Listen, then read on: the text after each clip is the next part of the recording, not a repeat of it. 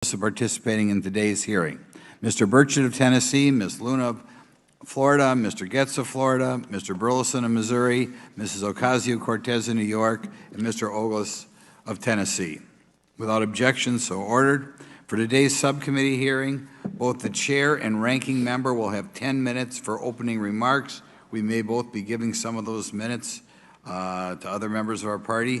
I'm now going to recognize myself for 10 minutes. I'm actually going to try to get out of here in about 4, and then we'll give it to some of my friends over here. Good morning and welcome to the most exciting subcommittee in Congress this week, the Subcommittee on National Security, the Border, and Foreign Affairs, for discussion of unidentified anomalous phenomenon. I'd like to thank the brave military pilots and personnel, such as the witnesses on the panel today, for sharing their stories on how they have engaged UAPs, which has brought attention to this matter. Curiosity and speculation from all walks of life have generated interest in studying what UAPs are and what threats they may pose. I will say that when I was younger in school, I read a book, a 1966 book called Flying Saucers, Serious Business, and for a while, when I was a little bit younger, I thought it was the most important issue out there.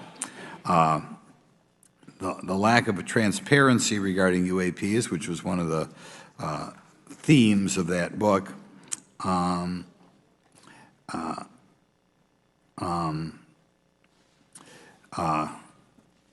any event, it's led to interest in studying what UAPs are and what threats they pose. The lack of transparency regarding UAPs has fueled wild speculation and debate for decades, eroding public trust in the very institutions that are meant to serve and protect them, as is evidenced by the large number of people we have here. I also want to point out in 1966, President Gerald Ford claimed to have seen a UFO, and in 1969 in Georgia, Jimmy Carter claimed to have seen a UFO.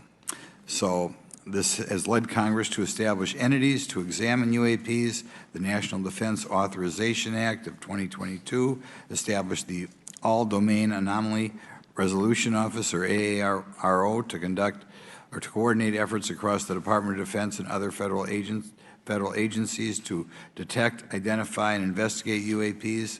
However, AARO's budget remains classified, prohibiting meaningful oversight from Congress. In addition to AARO's efforts, NASA is leading an independent study on UAPs that will identify how UAP data is gathered from both civilian and government entities that can be analyzed to shed light on the topic. However, despite these offices being established, there lies a pressing demand for government transparency and accountability that cannot be overlooked, and that's been a problem that's been around for 50 years. The Biden administration handling of the Chinese spy balloon that violated U.S. airspace is one example how the government is not prepared for these. The Biden administration's description of events has shown that the government continues not to be forthright. Between the Chinese balloon being shot down and 2 UAPs subsequently shot down following the event earlier this year, the U.S. government spent $1.5 million in taxpayer dollars on missiles, yet we have seen little clarity from the Biden administration. We must demand transparency from the Department of Defense, our intelligence community, and our defense industry on the UAP work. We're going to ask some questions about that today. Congress recognizes the subject of UAPs as multifaceted and requires a careful, data-driven approach. Today, we'll see clarity from these witnesses' testimonies, or we'll seek clarity as to what can be done to improve reporting for military and civilians and remain committed to objective inquiry. Congress should work to ensure that knowledge is not driven by fear. Today, we are not just debating the existence of UAPs, we are deliberating on the principles that define our republic, which is a commitment to transparency and accountability. I look forward to hearing from our witnesses today about ways we can improve government efficiency and openness when it comes to UAPs. I thank each of you for your presence here today and for your dedication to safeguarding the interests of the American people. I look forward to your testimony. Now I'm going to turn it over for 2.5 or 3 minutes to Representative Burchett from Tennessee. Thank you, Mr. Chairman. Thank you all for being here. I want to thank everybody for making this happen today, and I want to remind everybody this is a nonpartisan issue. This has nothing to do with party politics. I think the cover-up goes a lot deeper than that. I also want to thank my colleagues, Representative Anna Paulina Luna, sitting beside me here, Jared Moskowitz, my friend across the aisle has an incredible mind, and I'm anxious to hear his questions. My buddy Eric Burleson, and it's not in my notes here, but Matt Gates. If it hadn't been for Matt Gates, myself, him, and Luna would still be down at Eglin Air Force Base trying to get some answers. He's got an incredible legal mind. Also, I know I saw it in the crowd there, George Knapp, my buddy Jeremy Corbell. They're not witnesses, but they've provided some statements on this subject, and I seek unanimous consent to enter those statements into the record, Mr. Chairman. Without objection. Also, would like to enter in, I understand now that this is unclassified and it's public record, but as we all know, that's sometimes difficult for the public to get a hold of. A report, Defense Intelligence Reference Documents, Advanced Space Propulsion Based on Vacuum, Space-Time Metric Engineering, some light reading for some of our members. Without objection. Thank you. Mr. Knapp wrote, since 1969, the position of our military has been that UFOs pose no threat to national security and are not worthy of further study. I'd say that's the biggest understatement of the decade. He also goes on to talk about the dismissive attitude. It's at odds with what was revealed in documents, reports, and internal memos. And Mr. Cabral says, as he writes these words, the UFO is emerging as a major topic of global importance. I can state that as a fact. Out there, I met a fellow who came in here all the way from Denmark to be here for this meeting. So this is huge. This is worldwide. I think we suspect what's going on, but I'd also like to thank the members of Congress who have supported our efforts to make this hearing happen. Some have even confided to me that they've had UFO sightings of their own. Those members, of course, some of them wish to remain anonymous, and I'll keep it that way. But also, finally, I'd like to thank these three brave witnesses here. They took an oath. They took an oath to uphold the Constitution of the United States, and dadgummit, they're doing it. And we owe them a debt of gratitude.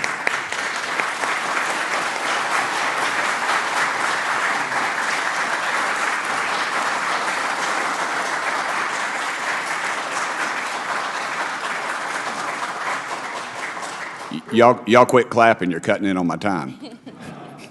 Just kidding. These folks, they've got nothing to gain from this, and I think you're going to find out that they've endured quite a few slings and arrows. We need to remember them in our prayers and their families. And I'm thankful to them for their honest testimonies. They have done interviews and appeared in documentaries like Accidental Truth to get their stories out there, and now they are all here to testify under oath for Congress. It's been so difficult to get here today. I've said, in the Baptist church, we'd say that the devil's in our way, and the devil has been in our way through this thing. We've run into roadblocks from members, from the intelligence community, the Pentagon. I proposed legislation to go in the FAA reauthorization that just said if an airline pilot has a sighting, that when he makes that report to the FAA, that it would come to Congress. But I was told that the intelligence community did not like that, and the amendment was not even heard in committee. I think it's time for this country to take back our country. We need to tell the folks at the Pentagon they work for us. Dadgummit, we don't work for them. And that's exactly the point. This is an issue of government transparency. We can't trust a government that does not trust its people. We're not bringing little green men or flying saucers into the hearing. Sorry to disappoint about half y'all. We're just going to get to the facts. We're going to uncover the cover-up, and I hope this is just the beginning of many more hearings and more people coming forward about this. And I yield back the remainder of my time. I think, is it to Representative Luna, Mr. Chairman, or is that? Yeah, we'll call Ms. Luna for her statement. The circumstances surrounding UAPs has captivated the attention of the American people for decades, ingrained in even the minds of our nation's leaders from Jimmy Carter to Barack Obama, Hillary Clinton to Donald Trump, Marco Rubio to Chuck Schumer, John Radcliffe to National Security Council officials. Yet from Roswell, New Mexico to the coast of Jacksonville, Florida, the sightings of UAPs have rarely been explained by the people who have firsthand accounts of these situations. This is largely due to the lack of transparency by our own government and the failure of our elected leaders to make good on their promises to release explanations and footage and mountains of overclassified documents that continue to be hidden from the American people. This isn't just how I feel. In fact, the American people largely believe that the government has actively covered up the truth about UAPs. One poll in particular found that 68% of Americans believe that the government is hiding information about UAPs and not being honest about what we know about them. And from my personal experience, I believe the same thing. Another poll found that nearly half Americans believe that the federal government is doing a very bad or somewhat bad job of dealing with reports of UFO sightings. As Representative Burchett just referenced on the FAA bill that just went through, you can tell that that's exactly happening. Considering the thousands of testimonies and videos taken on people's phones and eyewitnesses' accounts made by credible witnesses such as doctors, pilots, scientists, and active duty service members, it is unacceptable to continue to gaslight Americans into thinking that this is not happening or that the potential of intelligent life forms exists other than humans. Even more alarming is the fact that these eyewitnesses are many times service members and have no assurance that their lives will not be negatively impacted or even harmed by their experiences. In being an active duty service member working on an airfield, I've had conversations with many pilots where they were in fear of coming forward for retribution and or being taken off flight status. How do we know this? Because the government has said nothing to assure us otherwise. They have also did nothing to calm the concerns of over 20% of Americans who have reported to have seen UFOs or UAPs. We are simply told not to question the government and that the government has it under control. Today is the first hearing of its kind where we will attempt to get down to the bottom of what is actually happening with UAPs. But we will hear from people who have had personal sightings rather than Pentagon bureaucrats who have always been sent to stonewall our investigations. Just so that the press knows and the people know, we were even denied access to a classified briefing in a SCIF prior to this hearing due to the amount of hoops that we had to jump through to grant temporary clearance to witness Grush, who has knowledge of classified information. It is time to have an open-minded discussion on this topic, to hear the evidence and understand the magnitude of what this means not just for our nation, but for humanity. Thank you, Chairman. I yield back the rest of my time. Thank you very much, and I'd like to thank you and Mr. Burchett for bringing this topic to my attention. Now we'll recognize National Security Subcommittee Ranking Member Garcia for 10 minutes. Well, thank you, Mr. Chairman, and I want to thank first our witnesses for joining us today. I want to begin by thanking you all for your service to our country and for sharing your voices today and your courage to be here as well. To Mr. Graves, particularly grateful to you to spend some time that we had for you to share with candor some of your experiences, so I appreciate that as well. I do want to thank all the members of our subcommittee today and also those that are here and have waved on for their incredible interest in this issue, particularly to Congressman Burchett. I know that your leadership has brought us to this place today, and I want to thank you for that, as well as everyone else that's been engaged in this work. I also want to thank the oversight staff, who I know has been working very hard to ensure that today's hearing is serious, that it's transparent, and that it also provides appropriate answers, as our oversight body always demands.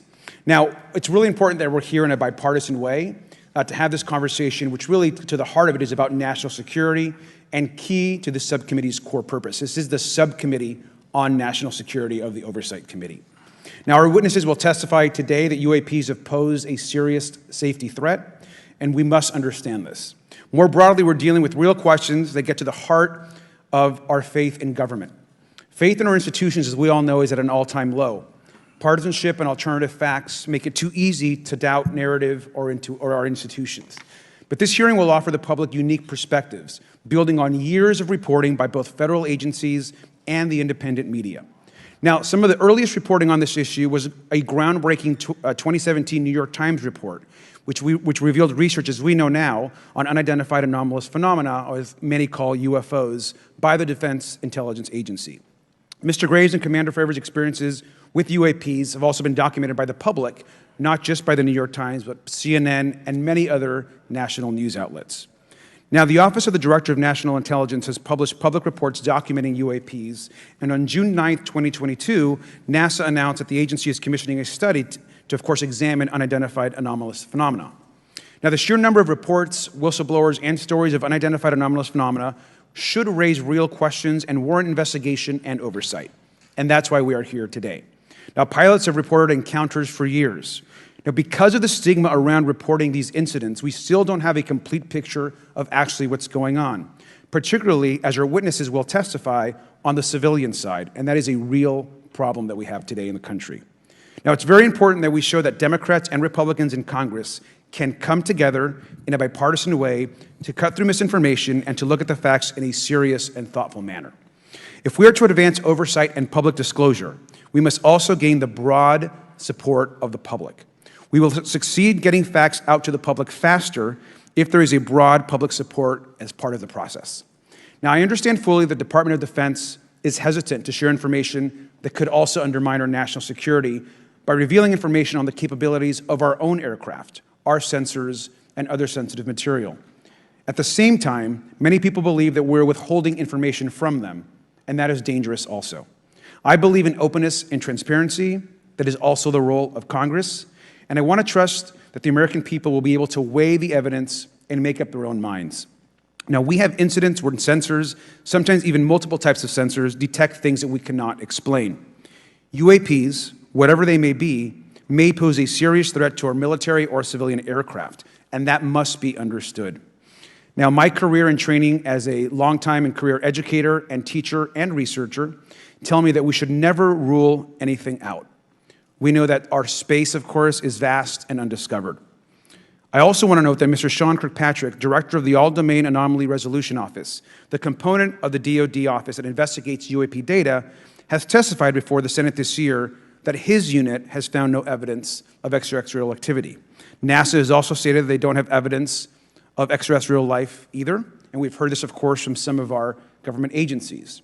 And we should remind viewers and witnesses, which I think is really important, that we also cannot share classified information in public settings. But questions, of course, remain that people want to see data and information for themselves. The enormous interest in the hearing today underscores the importance of a fair and open look at the evidence from witnesses who can share their unique perspectives. Now, I know I certainly have a lot of questions, and I know that all the members of our committee do as well. We should come to this hearing with an open mind, and we should not let our existing ideas restrict us on either side. I hear over and over from many agencies the stigma around reporting and investigating UAPs prevents us from getting real answers. We know that whistleblowers have reported harassment, intimidation, or stigma as well, and this is not acceptable. If people can't report incidents which would have national security or safety implications, then that also has serious consequences for us. As ranking member of this subcommittee, I know my job would be completely impossible if whistleblowers or others feel intimidated to come before this committee. We can't be afraid of asking questions, and we can't be afraid of the truth. I'm proud to say that this hearing builds upon bipartisan work by members of the House and Senate dating many years back, which has sought to increase awareness within the Department of Defense and to mandate more of Congress of UAPs. We know the Senate is taking up an amendment to their defense authorization bill, which will create a commission with broad declassification authority, and we should all agree that that is an important step. Members of both parties and senior officials in multiple administrations have taken an interest in this issue, and we're proud to carry and build that confidence in the American people. This hearing will also not be the end of this discussion, but a new chapter and start to years and years of work that many folks, both in the public and within government, have been working on. We should encourage more reporting, not less, on UAPs. The more we understand, the safer we will be. We will hear testimony from witnesses today with a long record of service to the American people and with subject matter expertise. Our witnesses have a unique opportunity to share their perspective, insights, and their experiences with the American people. And I encourage all of my colleagues to engage with these difficult questions with an open mind and to follow the facts on behalf of our country. I also just want to say more broadly that we should look at this hearing and believe that everything is on the table as it relates to UAPs. I think an open mind is absolutely the best. I want to yield the 2.5 minutes, the remainder of my time, to the representative from Florida, Representative Moskowitz, for an opening statement. He also has been very much engaged in this issue, and I want to thank him for his leadership. Congressman. Thank you, Ranking Member Garcia. Thank you, Mr. Chairman. I want to thank Tim Burchett and Anna Paulina Luna for their leadership in pushing this hearing forward. I want to thank, obviously, committee staff and their staff working on this on a bipartisan basis because many Americans are deeply interested in this issue, and it shouldn't take the potential of non-human origin to bring us together. Additionally, I want to thank the witnesses for coming forward to share your perspectives, your thoughts, and the sightings of UAPs. Unlike other hearings many times in Congress, you're not here to help a political party, but you're here to share information with the American people. And it's not something that is just going on in this administration. It's something that's spanned many administrations. For decades, many Americans have been fascinated by objects mysterious and unexplained, and it's long past time that they got some answers. The American public has a right to learn about technologies of unknown origins non-human intelligence, and unexplainable phenomena. Those are not the words of a UFO Twitter account.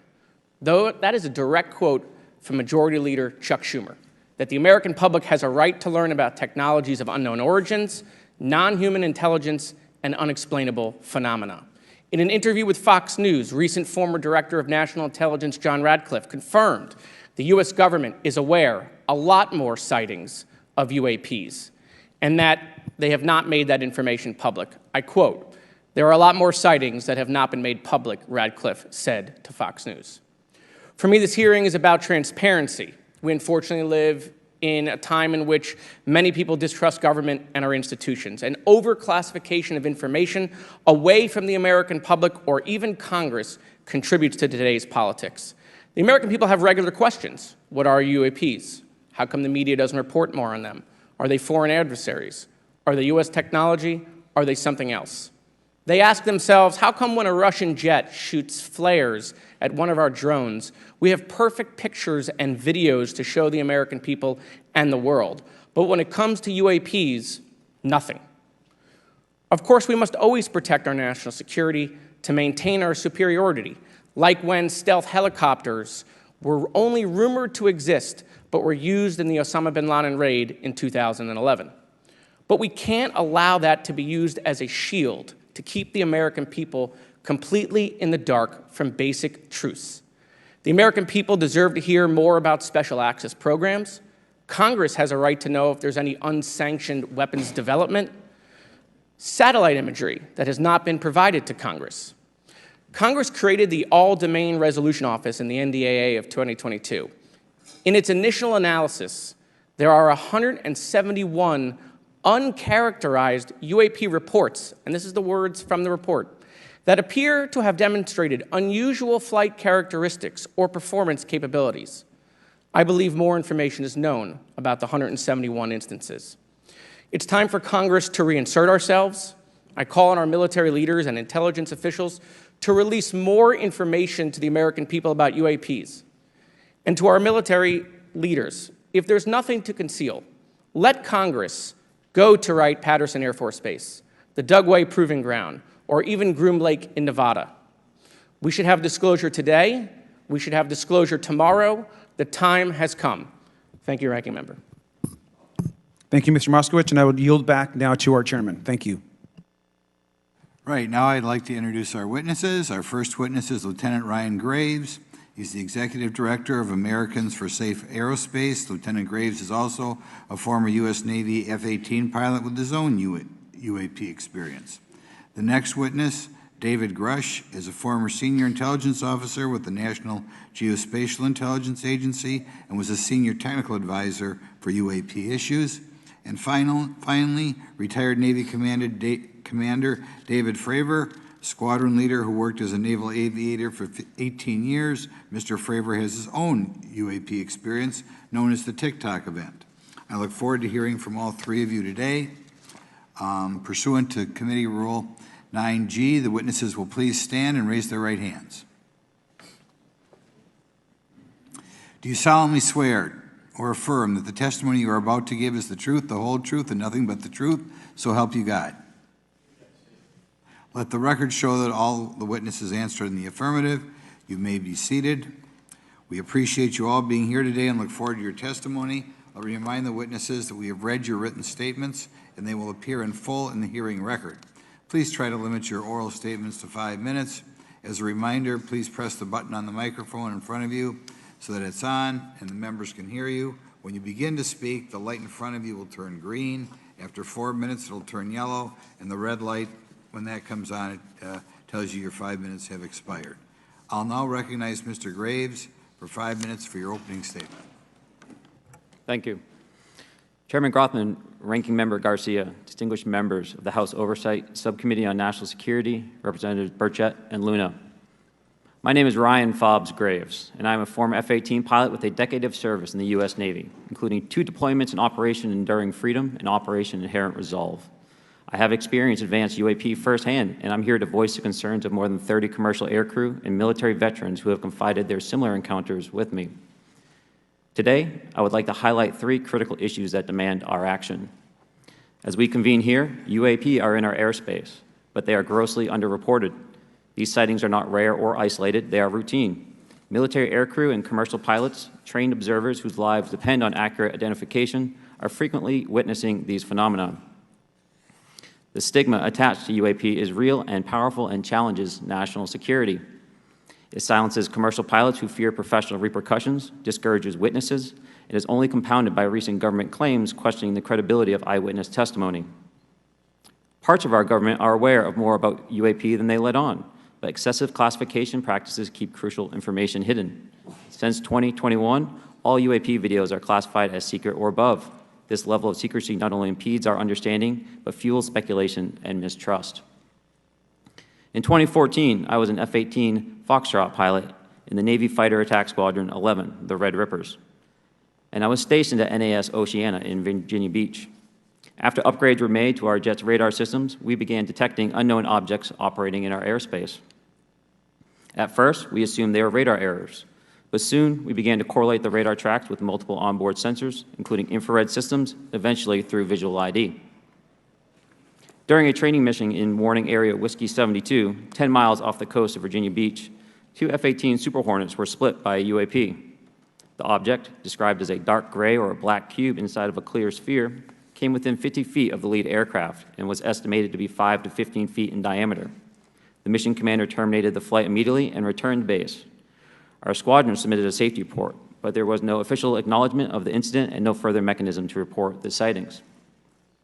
Soon, these encounters became so frequent that aircrew would discuss the risk of UAP as part of their regular pre-flight briefs. Recognizing the need for action and answers, I founded Americans for Safe Aerospace. The organization has since become a haven for UAP witnesses who were previously unspoken due to the absence of a safe intake process. More than 30 witnesses have come forward, and almost 5,000 Americans have joined us in the fight for transparency at safeaerospace.org. The majority of witnesses are commercial pilots at major airlines.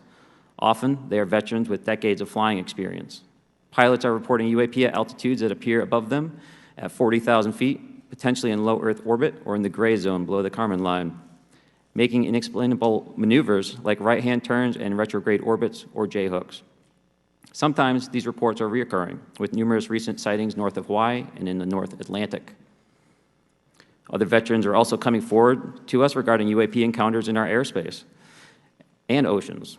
The most compelling involve observations of UAP by multiple witnesses and sensor systems. I believe these accounts are only scratching the surface, and more will share their experiences once it is safe to do so. In closing, I recognize the skepticism surrounding this topic.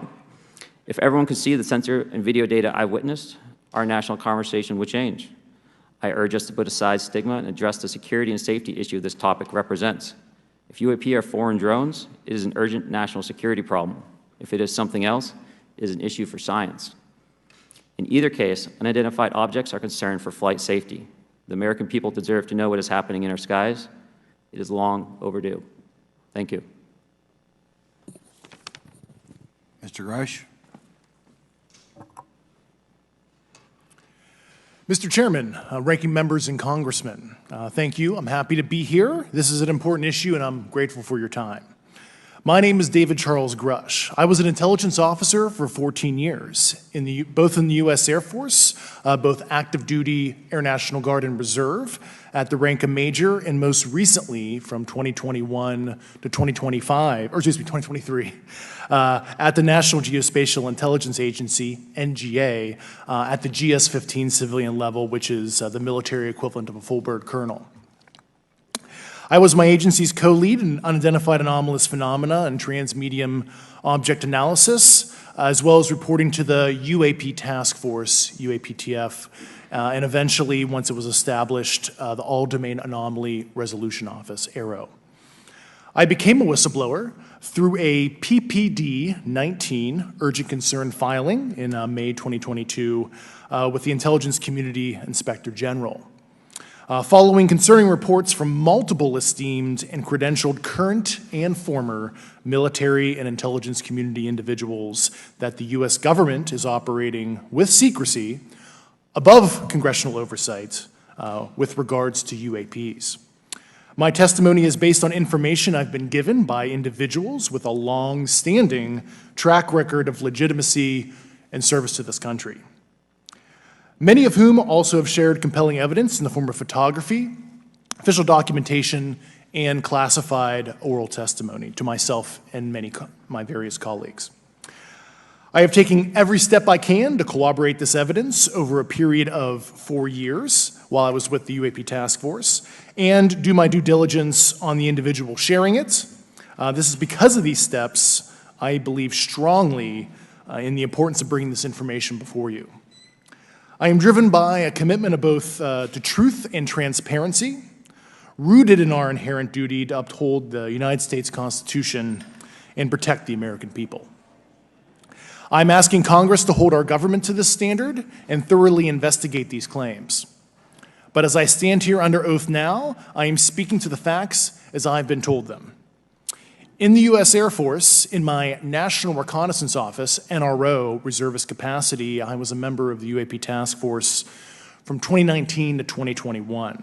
I served at the NRO Operations Center on the Director's Briefing staff, which included the coordination of the Presidential Daily Brief and supporting variety of contingency operations, which I was the Reserve Intelligence Division Chief backup. In 2019, the UAP Task Force Director asked me to identify all special access programs and controlled access programs, also known as SAPs and CAPs, we needed to satisfy our congressionally mandated mission, and we were direct report at the time to the DepSecDef.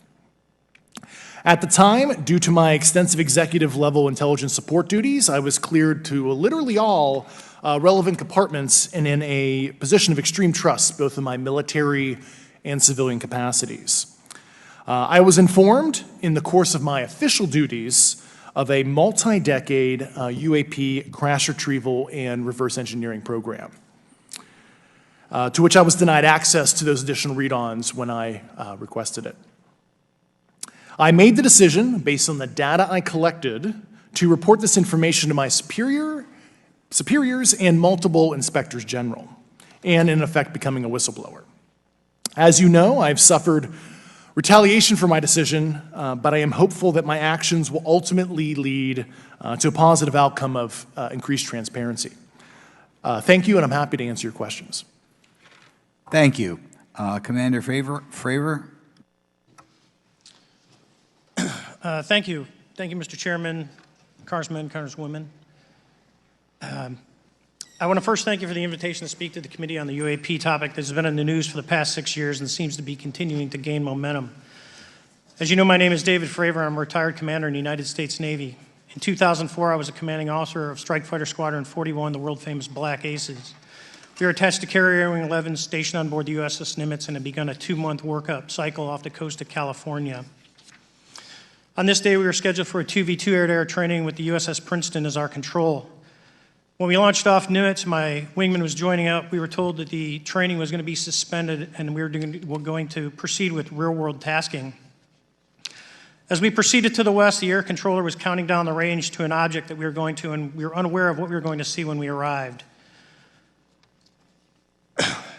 The controller had told us that these objects had been observed for over 2 weeks, coming down from over 80,000 feet, rapidly descending to 20,000 feet, hanging out for hours, and then going straight back up. For those who don't realize, above 80,000 feet is space. We arrived at the location at approximately 20,000 feet, and the controller called merge plot, which means that our radar blip was now in the same resolution cell as the contact. As we looked around, we noticed that we saw some whitewater off our right side. It's important to note that the weather on this day was as close to perfect as you could ask for off the coast of San Diego. Clear skies, light winds, calm seas, no whitecaps from waves. So the whitewater stood out in a large blue ocean. All 4 of us, because we were in F-18Fs, so we had pilots and Wizzo in the back seat, looked down and saw a white tic-tac object with a longitudinal axis pointing north-south and moving very abruptly over the water like a ping-pong ball. There were no rotors, no rotor wash, or any sign of visible control surfaces like wings. As we started clockwise towards the object, my Wizzo and I decided to go down and take a closer look with the other aircraft staying in high cover to observe both us and the tic-tac. We proceeded around the circle about 90 degrees from the start of our descent, and the object suddenly shifted its longitudinal axis, aligned it with my aircraft, and began to climb. We continued down another 270 degrees, nose low, where the Tic Tac, or we considered 270 degrees to where, and we went nose low to where the Tic Tac would have been. Our altitude at this point was about 15,000 feet, and the Tic Tac was about 12,000. As we pulled nose onto the object, within about a half mile of it, it rapidly accelerated in front of us and disappeared. Our wingmen, roughly 8,000 feet above us, lost contact also. We immediately turned back to see where the whitewater was at, and it was gone also. So as we started to turn back towards the east, the controller came up and said, "Sir, you're not going to believe this, but that thing is at your cat point, roughly 60 miles away in less than a minute. You can calculate the speed." We returned to Nimitz. We were taking off our gear. We were talking to one of my crews that was getting ready to launch. We mentioned it to them, and they went out and luckily got the video that you see, that 90-second video. What you don't see is the radar tape that was never released, and we don't know where it's at, of the active jamming that the object put on an APG-73 radar, and I can get into modes later if you're interested. What is shocking to us is that the incident was never investigated. None of my crew were ever questioned. Tapes were never taken, and after a couple days, it turned into a great story with friends. It wasn't until 2009 until Jay Stratton had contacted me to investigate. Unbeknownst to all, he was part of the ATIP program in the Pentagon led by Lou Elizondo. And there was an official report that came out that's now on the internet. Years later, I was contacted by the other pilot, Alex Dietrich, and asked if I'd been contacted, and I said no, but I'm willing to talk. I was contacted by Mr. Elizondo, and we talked for a short period of time, and he said we'd be in contact. A few weeks after that, I was made aware that Lou had left the Pentagon in protest and joined forces with Tom DeLonge, Chris Mellon, Steve Justice, and others to form Two Stars Academy, an organization that pressed the issue with leading industry experts and U.S. government officials. They worked with Leslie Kean, who is present today, Ralph Blumenthal, and Helene Cooper to publish the articles in the New York Times 2017 New York Times, and it removed the stigma on the topic of UFOs, which is why we're here today. Those articles open the door for the government and public that cannot be closed. It has led to an interest from our elected officials who are not focused on little green men, but figuring out where these craft are, where are they from, the technology they possess, how do they operate. It also led to the Whistleblower Protection Act and the NDAA. There are multiple witnesses coming forward to say that have firsthand knowledge, and Mr. Grush just covered that. What concerns me is that there's no oversight from our elected officials on anything associated with our government processing or working on craft. Believe it or not, from this world. This issue is not a full public disclosure that can undermine national security, but it is about ensuring that our system of checks and balances works across all work done in the government using taxpayer funds. Relative to government programs, even unacknowledged WAVE programs have some level of oversight by the appropriate committee members in the House and Senate, and this work that is said to be occurring from whistleblower testimonies should not be exempt.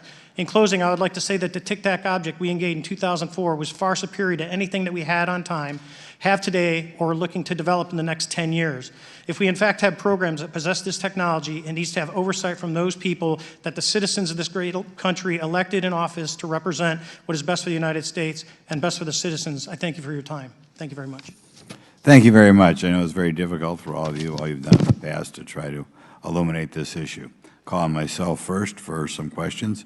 I'm going to start with Mr. Graves. Are pilots that you interact with as part of your organization, do you feel adequately trained and briefed on how to handle encounters with UAPs?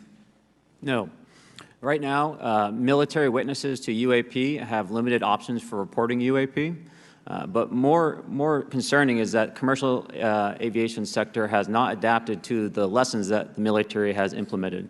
The military and Department of Defense has stated that UAP represent a critical aviation safety risk. We have not seen that same language being used in the commercial markets. They are not acknowledging this risk. Okay. What steps do you think have to be taken to improve a pilot's UAP reporting, be it military or commercial? Right now, we need a system where pilots can report without fear of losing their jobs. There is a fear that the stigma associated with this topic is going to lead to professional repercussions, either through management or perhaps through their yearly physical check. So having a secure system, reducing the stigma, and making this information available through the public is going to reduce the concerns that aircrew have. Could you just give me a little idea of the degree to which reports in the past are not made public right now? Well, I don't think there has been a proper reporting system to gather those reports and thus not report them. So to answer your question, I think there is a dearth of data due to the fact that the reporting has been limited up to this time.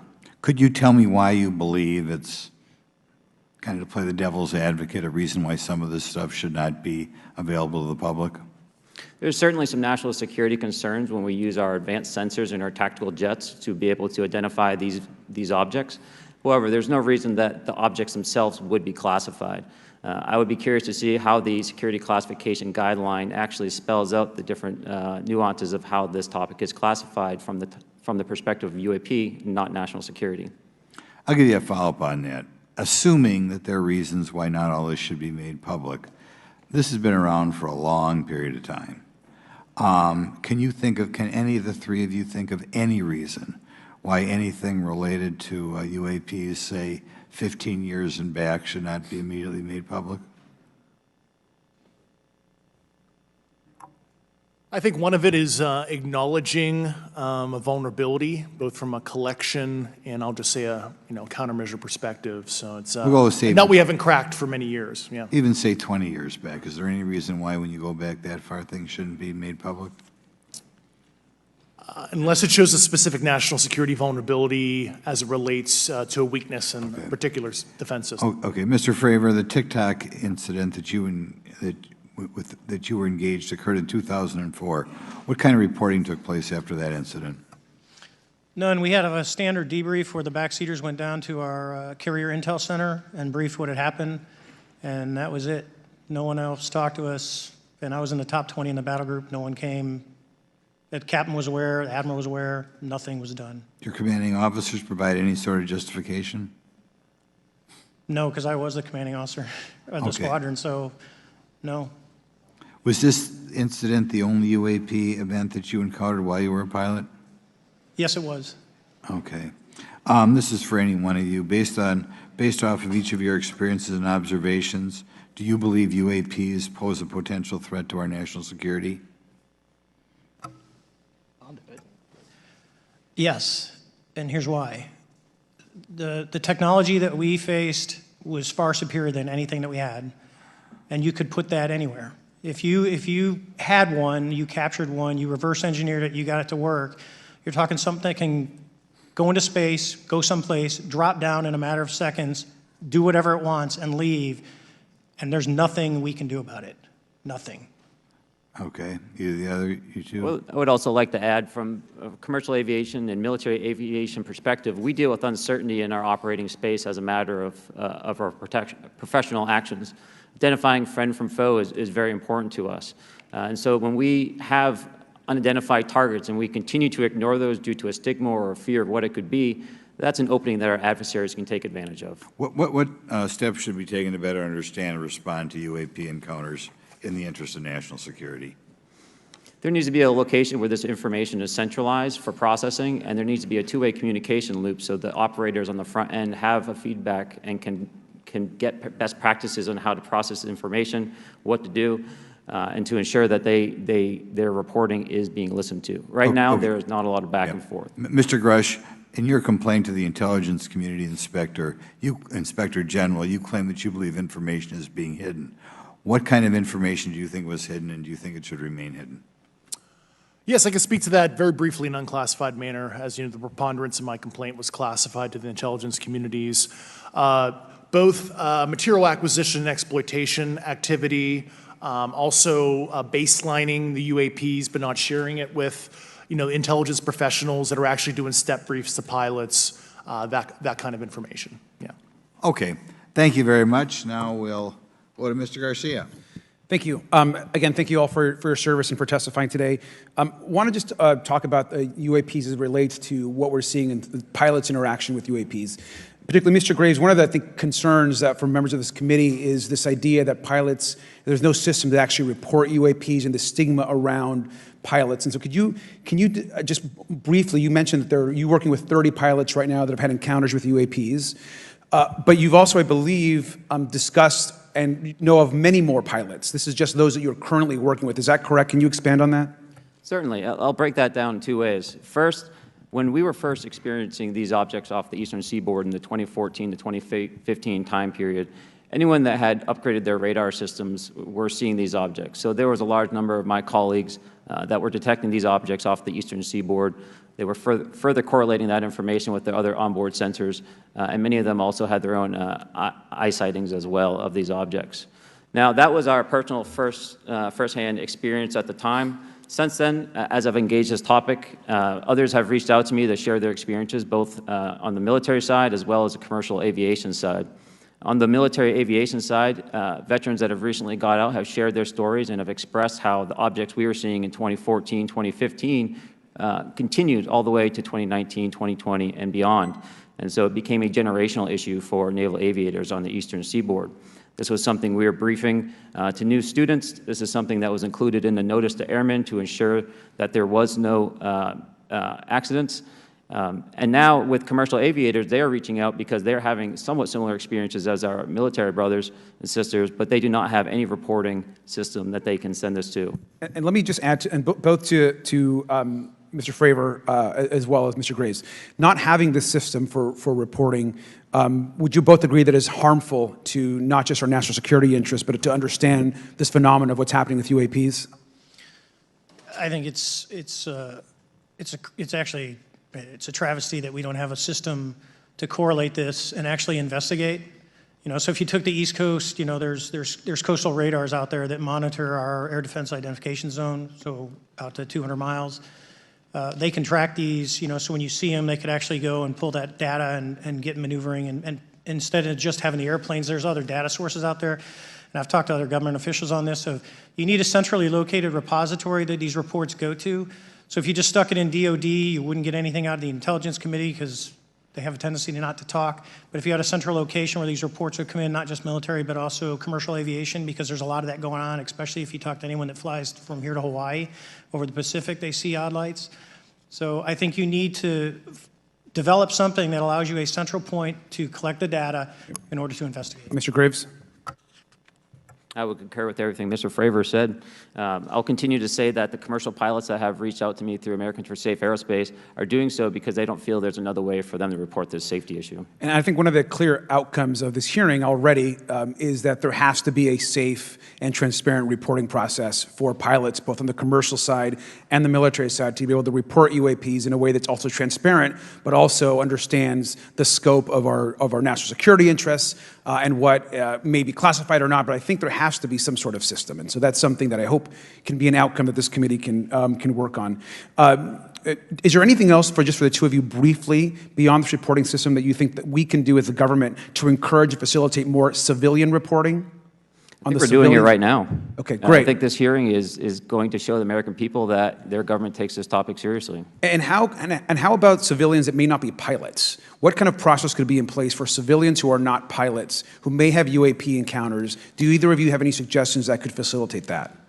My recommendations would be to make that a sensor-centric operation in order to make it as objective as possible. Okay. Sir, Mr. Fravor? No, I agree with Mr. Graves on that. Okay. Just briefly, I also just want to note, particularly for the two pilots, and I have a question for Mr. Grush. One of the things that I found fascinating in our discussion, Mr. Graves, last night as well, is that you both described UAPs and formations and the way they are observed in space or in our air, and the way that they move is essentially ways in which current technology or aircraft that we know of are unable to actually function or move. And so will you just, for the public record, again, once again, briefly, just either describe or note that aircraft that are being witnessed, particularly by the 30 folks that you're working with, are essentially outside the scope of anything that we know of today and the technology we have today. Mr. Graves, Mr. Fravor? Yes, the objects that are being seen by commercial pilots are performing maneuvers that are unexplainable due to our current understanding of our technology and our capabilities as a country, and that applies for the military as well. Mr. Fravor? Yeah, I concur with that. We have nothing that can stop in midair and go the other direction, nor do we have anything that can, like in our situation, come down from space, hang out for 3 hours, and go back up. Thank you. My last question, and sometimes I know that you have also said some of these answers in the past, but we're trying to get them on the public record as well, which is really important. Mr. Gresh, finally, do you believe that our government is in possession of UAPs? Absolutely, based on interviewing over 40 witnesses over 4 years. And where? I know the exact locations, and those locations were provided to the Inspector General and some of which to the intelligence committees. I actually had the people with the firsthand knowledge provide a protected disclosure to the Inspector General. Thank you. And Mr. Chairman, I would just say that I think that these questions are important questions, and I look forward to being involved in the process to get those answered. I know there'll be a lot of questions from other committee members, so I yield back. Thank you. We'll go to Mr. Burchett himself. Thank you, Mr. Chairman. Thank you, Mr. Garcia. I would like to have you on my legislation to do just that, on the reporting, and we'll get together on that. Maybe you can be my co-sponsor on that. That'd be really cool. Thank you for those great questions. Mr. Graves, again, I'd like to know, how do you know that these were not our aircraft? Some of the behaviors that we saw in a working area, we would see these objects being at 0.0 Mach, that's 0 airspeed, over certain pieces of the ground. So what that means, just like a river, if you throw a bobber in, it's going to float downstream. These objects were staying completely stationary in Category 4 hurricane winds. These same objects would then accelerate to supersonic speeds, 1.1, 1.2 Mach, and they would do so in very erratic and quick behaviors that I don't have an explanation for. Okay. Have you spoken to commercial and military pilots that have seen these off of our East Coast? I have. Okay. Mr. Favor, I noticed that in the Tic Tac video, it's Tic Tac like the candy, not TikTok like the Chinese Communist app. That's correct. Yes, sir. I just want to make that, because my daughter corrected me on that and called me a boomer and said, "Hey, boomer," and I said, "No, baby, it's Tic Tac like the candy. You're going to have to just look it up." And but now I would also like to say today is a day of many firsts. It's a miracle that we're having this meeting, and it's also a miracle that my wife has put up with me for 9 years today. Today is my anniversary, so I want to tell my wife happy anniversary and that I love her very much. As she likes to say, this 9 years have been the best 2 years of her life. So, thank you. Mr. Favor, what astonished you the most about the flight capabilities of these Tic Tac, very briefly? The performance, absolute performance. It was. And you're not aware of any other objects that anybody in the world has, in this world, that has those capabilities? No, I think it's far beyond actually our material science that we currently possess. Are you aware of any other reconnaissance platforms that have tracked or recorded the Tic Tac's maneuvers, maybe the NORAD system or any of the others? I am not. Okay. Mr. Grush, thank you for being here, brother. Thank you all very much. Have you faced any retaliation or reprisals for any of your testimony or anything on these lines? Yeah, I have to be careful what I say in detail because there is an open whistleblower reprisal investigation on my behalf, and I don't want to compromise that investigation by providing anything that may help provide somebody information. But it was very brutal and very unfortunate, some of the tactics they used to hurt me both professionally and personally, to be quite frank. Yeah. It's very unfortunate. As they say, when you're over the target, that's when they do the most firing at you. Do you have any personal knowledge of people who have been harmed or injured in efforts to cover up or conceal these extraterrestrial technology? Yes. Personally. Have anyone been murdered that you would that you know of or have heard of, I guess? I have to be careful asking that question. I directed people with that knowledge to the appropriate authorities. Maybe in a, if we could get in a confidential area, SCIF, we could talk about that. But unfortunately, we were denied access to the SCIF, and that's very unfortunate in this scenario. Mr. Favor, do you believe that you witnessed an additional object under the water in relation to your encounter? I will say we did not see an object. There was something there to cause the whitewater, and when we turned around, it was gone. So there was something there that obviously moved. Okay, it was not the same object though that you were looking at, correct? No, we actually joked that the Tic Tac was communicating with something when we came back, and because the whitewater disappeared. We were in another instance. We're told about the capabilities of a jamming during viewing of when there were some people chasing some of these objects. Did you experience any of that jamming or interrupting your radar or weapons system? My crew that launched after we landed experienced significant jamming to the APG-73 radar, which was what we had on board, which is a mechanically scanned, very high-end system prior to the APG-79. And yes, it did pretty much everything you could do, range, velocity, aspect, and then it spit the lock, and the targeting pod is passive. That's what we were able to get the video on.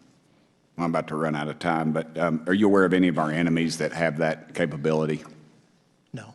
Okay. I would also like to note for the record that, like George Knapp, breaking Area 51, he's the reason I knew about that. And the reason I know about the Tic Tacs is Leslie Keene from New York Times article, and I would encourage everybody to read that. Thank you, Mr. Chairman. I yield back to you for no time. Very good. Mr. Raskin? Thank you, Mr. Chairman. Mr. Graves, you reported UAP encounters during training flights, I think, and have since come forward to warn the Pentagon that these encounters may be putting pilots at risk. My first question is, you've identified these as taking place on the East Coast. Is it just on the East Coast where these encounters have been reported? No. Since the events initially occurred, I've learned that the objects have been detected essentially where all operations, Navy operations are being conducted across the world. And that's from the All-Domain Anomaly Resolutions Office reporting. All right, can you describe your experience after you decided to come forward and go public with your experience? Certainly. Like many others, in 2017, I saw the New York Times article come out as well. And for me, it was special because I recognized the voices on the video. I recognized the video itself. I had seen it when it was taken. I seen it when it was debriefed. And so that was kind of shook me because I realized that this problem was still ongoing. And so I reached out to colleagues back on the East Coast and realized that this was still a safety risk that they were dealing with, that they had essentially hit a wall with how they could move forward on this conversation. It was at that point when I decided to try to move the conversation forward myself. Are there common characteristics to the UAPs that have been cited by different pilots, and can you describe what the convergence of descriptions is? Certainly. We were primarily seeing dark gray or black cubes inside of a clear sphere. I'm sorry, dark gray or black cubes? Yes, inside of a clear sphere, where the apex or tips of the cube were touching the inside of that sphere. And that was primarily what was being reported when we were able to gain a visual tally of these objects. And that occurred over almost 8 years. And as far as I know, it's still occurring. I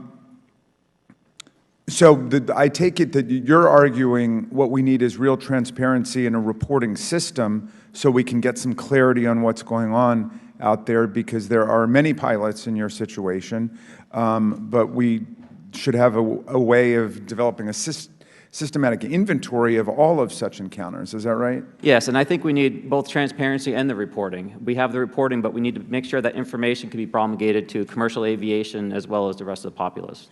Mr. Grush, what about you? What was your experience after you came forward? Well, it's only been about 2 months or so I guess my experience has been overwhelming support from former colleagues of mine that have privately messaged me, and I do appreciate that. But I do have knowledge of active planned reprisal activity against myself and other colleagues, and it's very, very upsetting to me. Coming from where?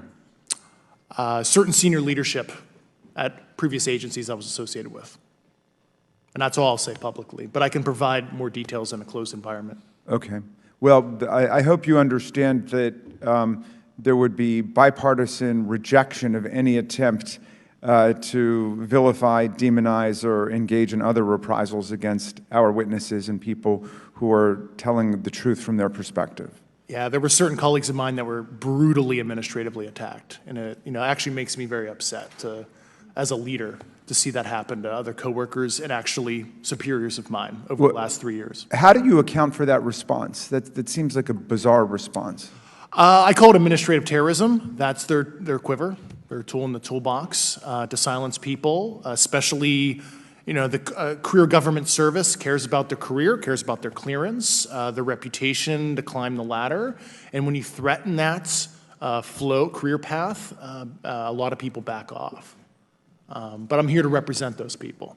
So, Mr. Fravor, what about you? What has your experience been since you've come forward with your perspective on this? Actually, I've been treated very well. And the 6 people that were involved, myself included, all of them have or will be retiring from the military as 05s or 06s. And all my friends that are very senior, 3 and 4 stars, I've talked to them. They believe they understand there's a problem, but no, I was actually treated really well. And what is your general interpretation of these phenomena, or what is your current thinking of trying to make sense of them? Well, I'll say, I'm not like a UFO fanatic. It's not me.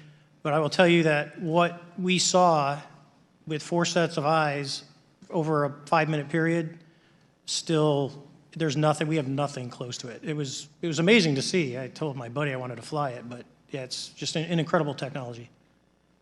All right, Mr. Chairman, thank you very much. I'll yield back to you. Thanks. On to Ms. Luna. Mr. Grush, in speaking to you yesterday, I just wanted to follow up on Representative Raskin's questions. In the last couple of years, have you had incidences that have caused you to be in fear for your life for addressing these issues? Yes, personally. Okay. Yeah. I just want everyone to note that he's coming forward in fear of his life. To put in perspective, if they were really not scared about this information coming out, why would someone be intimidated like that? To your knowledge, are NHIs working with adversarial foreign governments in either technology exchange programs or back engineering programs? I don't have data on that. I'm not sure. Have you heard or you had people come forward to present that evidence? Not that particular evidence that you just espoused. Okay, on the 19th of April, Dr. Kirkpatrick, head of Aero, had said that he did not find any evidence of UAPs. You also stated that you had, in your interview, that you had briefed him on information that you were uncovering, but that he did not follow up with you. Were the items that you divulged to him pertinent to national security? Yes, him and I had a classified conversation in April 2022 before he took over Aero in July 2022, and I provided him some concerns I had. Do you know why he might not have followed up with you? Unfortunately, I cannot read his mind. I wish he did. I was happy to give sage counsel to him on where to look when he took the helm of Aero. Okay, and then my last question for you before I move to Mr. Graves is you received prior approval from the Defense Department to speak on certain issues, correct? Correct, through DOPSR, DoD Pre-Publication and Security Review, and I just want to remind the public, they're just looking from a security perspective. These are my own personal views and opinions, not the department's. Okay, I'm asking that though mainly because I think that there are many people that would like to discredit you, so it does bring a certain amount of credibility to your testimony. I'm required by law to do that as a former intelligence officer, or I go to jail for revealing classified information. Yeah, we don't want you to go to jail. My next question would actually be for Mr. Graves. Can you please explain to me in detail the event that occurred at Vandenberg Air Force Base? Certainly. In the 2003 timeframe, a large group of Boeing contractors were operating near one of the launch facilities at Vandenberg Air Force Base when they observed a very large 100-yard sided red square approach the base from the ocean and hover at low altitude over one of the launch facilities. This object remained for about 45 seconds or so before darting off over the mountains. There was a similar event within 24 hours later in the evening.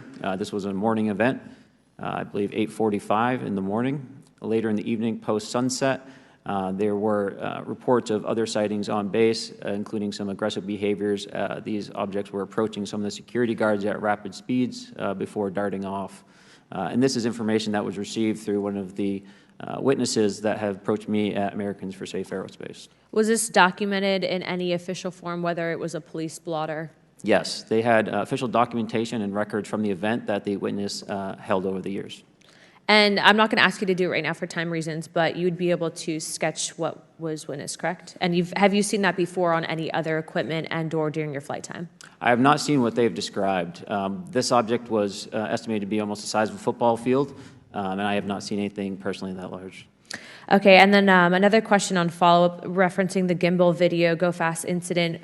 Can you just clarify, because to our understanding, the footage was actually cut off at a certain point, but what happens at the end of that video, just for those Americans specifically that are wanting to know about the rest of that footage? Certainly. There was some uncertainty or instability with the object. It seemed to rock a bit, and that's the last last I had seen of the video. Much of the data that I would recommend be analyzed would consist of radar data that would provide precise kinematics on the object as well as the fleet of objects that were operating nearby.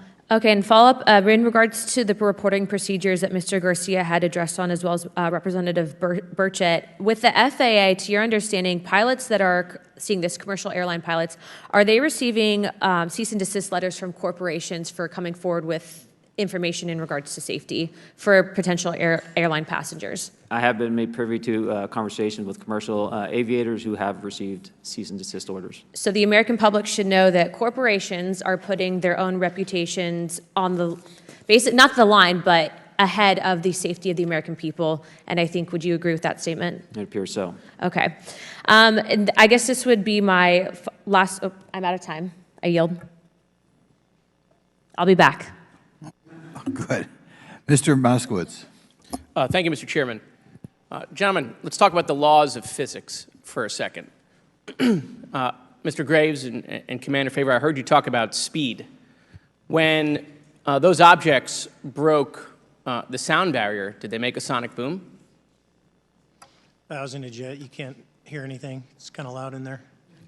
Yeah, you're not able to actually personally tell within the vehicle. I will say the objects that we were seeing, they were spherical, and they were observed up to Mach 2, which is a very non-aerodynamic shape. What about G-forces? Let's talk about G-forces of those vehicles. Could a human survive those G-forces with known technology today?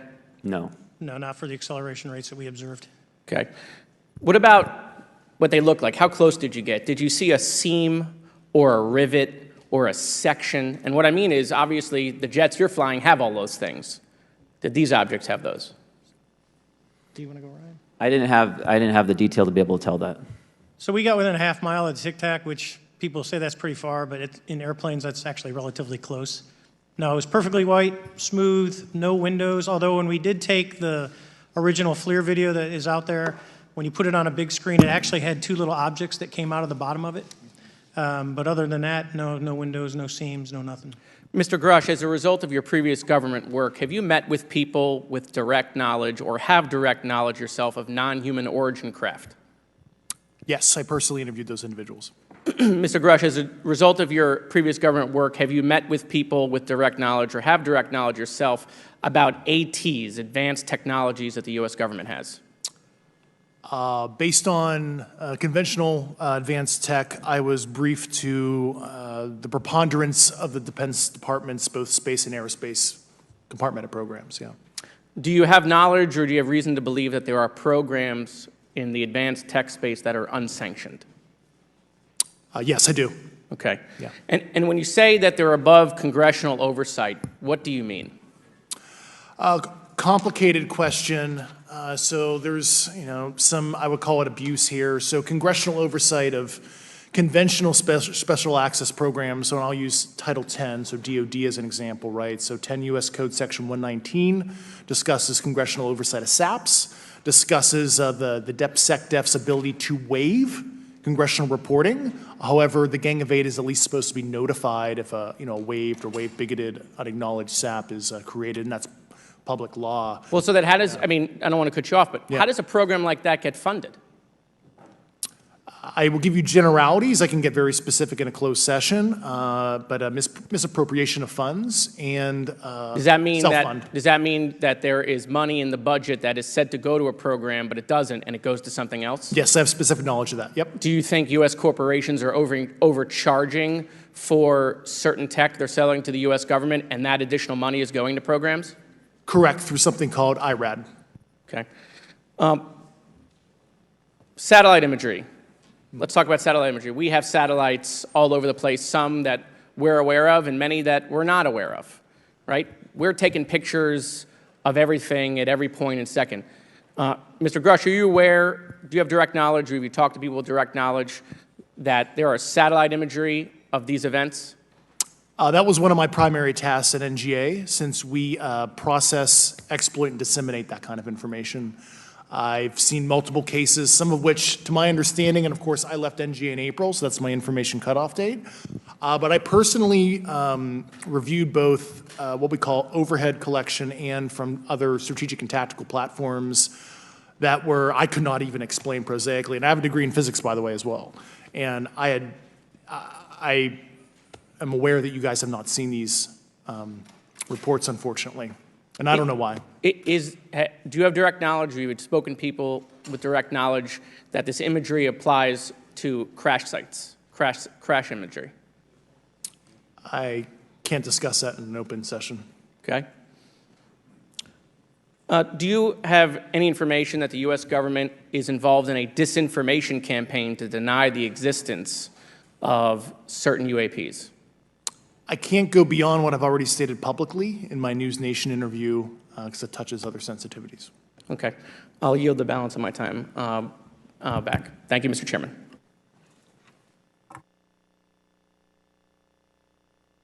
Ms. Fox? Thank you, Mr. Chairman, and I thank our witnesses for being here today. Mr. Garouche, in your sworn testimony, you state that the United States government has retrieved supposedly extraterrestrial spacecraft and other UAP-related artifacts. You go so far as to state that the U.S. is in possession of, quote, non-human spacecraft, end quote, and that some of these artifacts have circulated with defense contractors. Several other former military and intelligence officials have come forward with similar allegations, albeit in non-public settings. However, Dr. Sean Kirkpatrick, the director of AARO, previously testified before Congress that there has been, and I quote, no credible evidence thus far of extraterrestrial activity or of, quote, off-world technology brought to the attention of the office. To your knowledge, is that statement correct? It's not accurate. I believe Dr. Kirkpatrick mentioned he had about 30 individuals that have come to AARO thus far. A few of those individuals have also come to AARO that I also interviewed, Okay. and I know what they provided Dr. Kirkpatrick and their team. Okay. I was able to evaluate Okay, that information. I need to go on. Sure. But my understanding that his statement is accurate, came from a direct quote. And this contradiction is a perfect example of why we need to inject transparency into our government. And for another example, look no further than the pitiful response to the Chinese spy balloon debacle earlier this year. You may remember the mass confusion that ensued when the balloon was first spotted over Montana, 4 days after it first entered U.S. airspace over Alaska. The Biden administration's initial inability to address the object grew into a continuous series of embarrassments. After news of the balloon reached the mainstream media, we were assured that the balloon posed no threat to our security. However, after the balloon was allowed to transit the entire continental United States, fighter jets were scrambled off the coast of South Carolina to shoot it down. This flip-flopping and obfuscation caused needless confusion, fear, and panic across the country. It's my hope, Mr. Chairman, that this sort of confusion will not be repeated. We should investigate the extent to which elements of our government possess or do not possess information that is of critical value to the American people. We owe it to the citizens of this nation to make sure that our government is transparent and accountable. We must make sure that our government provides answers, and Congress must do its duty to solicit those answers. With that, Mr. Chairman, I yield back. Yeah, Mr. Frost. Thank you, Mr. Chairman. In 2022, NASA announced that it was commissioning an independent study team to examine UAPs. The NASA team is comprised of scientists across different fields, as well as former astronauts and pilots.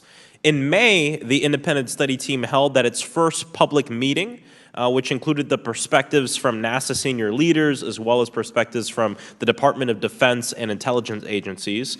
The NASA study team is also expected to release its first report pretty soon, and I think it's safe to say that we all eagerly await its results. Mr. Graves, how might NASA's research influence the commercial industry regarding safety in UAP?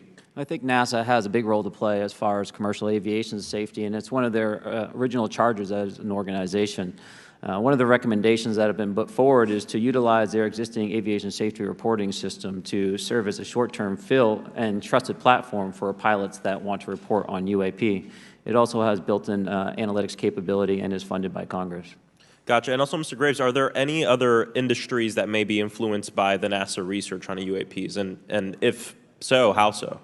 Well, I think there is a large swath of commercial capabilities that could be brought to bear on this topic, from space-based or ground-based sensor systems that are available open source or through commercial marketplaces. And I think NASA's work, as they work to identify and highlight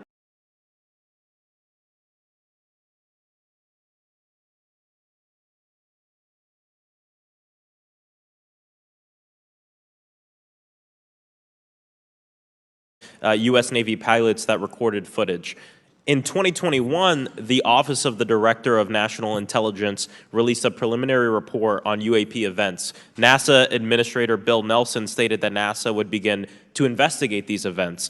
In fact, I sit on Science, Space, and Technology Committee, and when we were doing a hearing with the NASA Administrator Bill Nelson, I asked, why NASA needed to be fully funded, and there were many great reasons, but one of them was actually had to do with UAPs. He actually mentioned, is there life out there? I don't know. And so either way, these actions ultimately led NASA to assemble the independent study team that I mentioned earlier.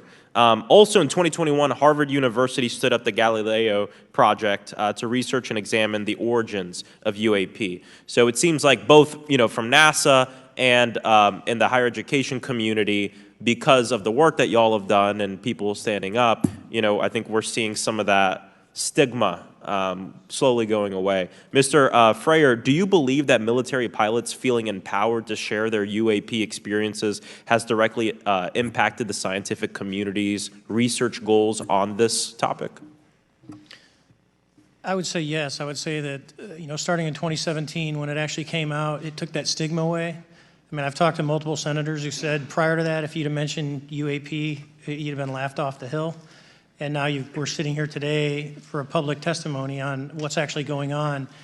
I'm hoping that this curve will be more of an exponential, and we'll get more and more transparent to the level that we can. Yeah, and I mean, it's important. I couldn't imagine, I'm not a pilot, but I used to fly gliders in Civil Air Patrol. Huh? Yeah, Pilot? I mean, and so either way, I mean, I couldn't imagine, being in the glider and seeing something, and then not feeling like I had the agency to talk about it. Mr. Graves, can you discuss the importance of seeking scientists to sit on your advisory board? Absolutely. I think ultimately this is going to be a scientific problem. And not only that, it's also an engineering problem.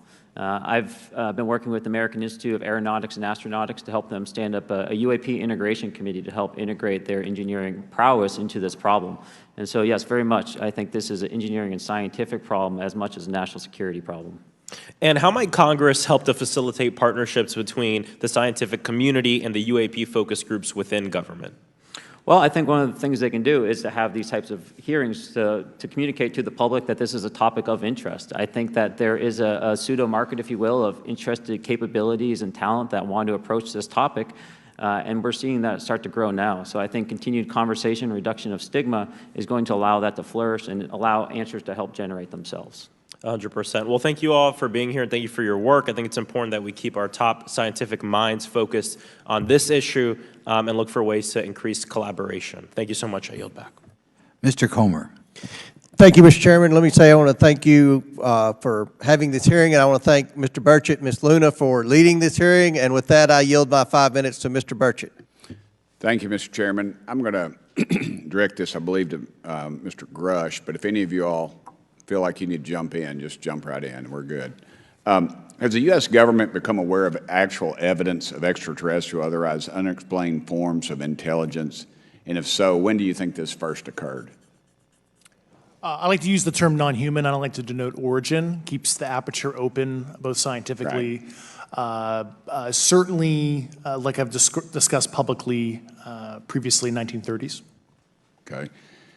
Can you give me the names and titles of the people with direct firsthand knowledge and access to some of these crash retrieval programs, and maybe which facilities, military bases that the recovered material would be in? And I know a lot of Congress have talked about we're going to go to Area 51, and and there's nothing there anymore anyway. It's just and we move like a glacier. And as soon as we announce it, I'm sure the moving vans would pull up. But please. I can't discuss that publicly, but I did provide that information both to the Intel committees and the Inspector General. And we could get that in the SCIF if we were allowed to get in a SCIF with you. Would that be probably what you would think? Sure, if you had the appropriate accesses, yeah. What special access programs cover this information, and how is it possible that they have evaded oversight for so long? I do know the names. Once again, I can't discuss that publicly and how they've evaded oversight. In a closed setting, I can tell you the specific tradecraft used. All right. When do you think those programs began, and who authorized them? I do know a lot of that information, but that's something I can't discuss publicly because of sensitivities. All right. If any of y'all want to jump in on any of this, you're more than welcome to. What level of security clearance is required to fully access these programs? Well, anybody who has... and I say that because myself, Representative Gates and Representative Luna were basically turned away at one point at Eglin. So please go right ahead. Certainly difference between member access and, say, somebody like me, but anybody who has a TSSCI clearance and meets the eligibility criteria, the access adjudicative authority should be able to grant you access. Mr. Burchett, if you'll yield, so just to put a fine point on that, there's nothing that you're aware of that's above special access program classification. It's a misnomer that there's anything actually above top secret. Executive Order 13526 delineates the classification levels. Right, but I draw a point on that because we can have access to those programs, and so the notion that we're not being given that access sort of defies our typical muscle memory here in Congress. Thank you, Mr. Burchett. I'll yield back to you. Thank you, Mr. Gates. Along those lines, Title 10, you may not know this or not, but Title 10 and Title 50 authorization, they seem to say they're inefficient. So who gets to decide this, in your opinion, in the past? It's a group of career senior executive officials. Okay, are they government officials? Both in and out. Do what? Both in and out of government, and that's about as far as I can go there. Yeah. All right, well, that leads to my next question.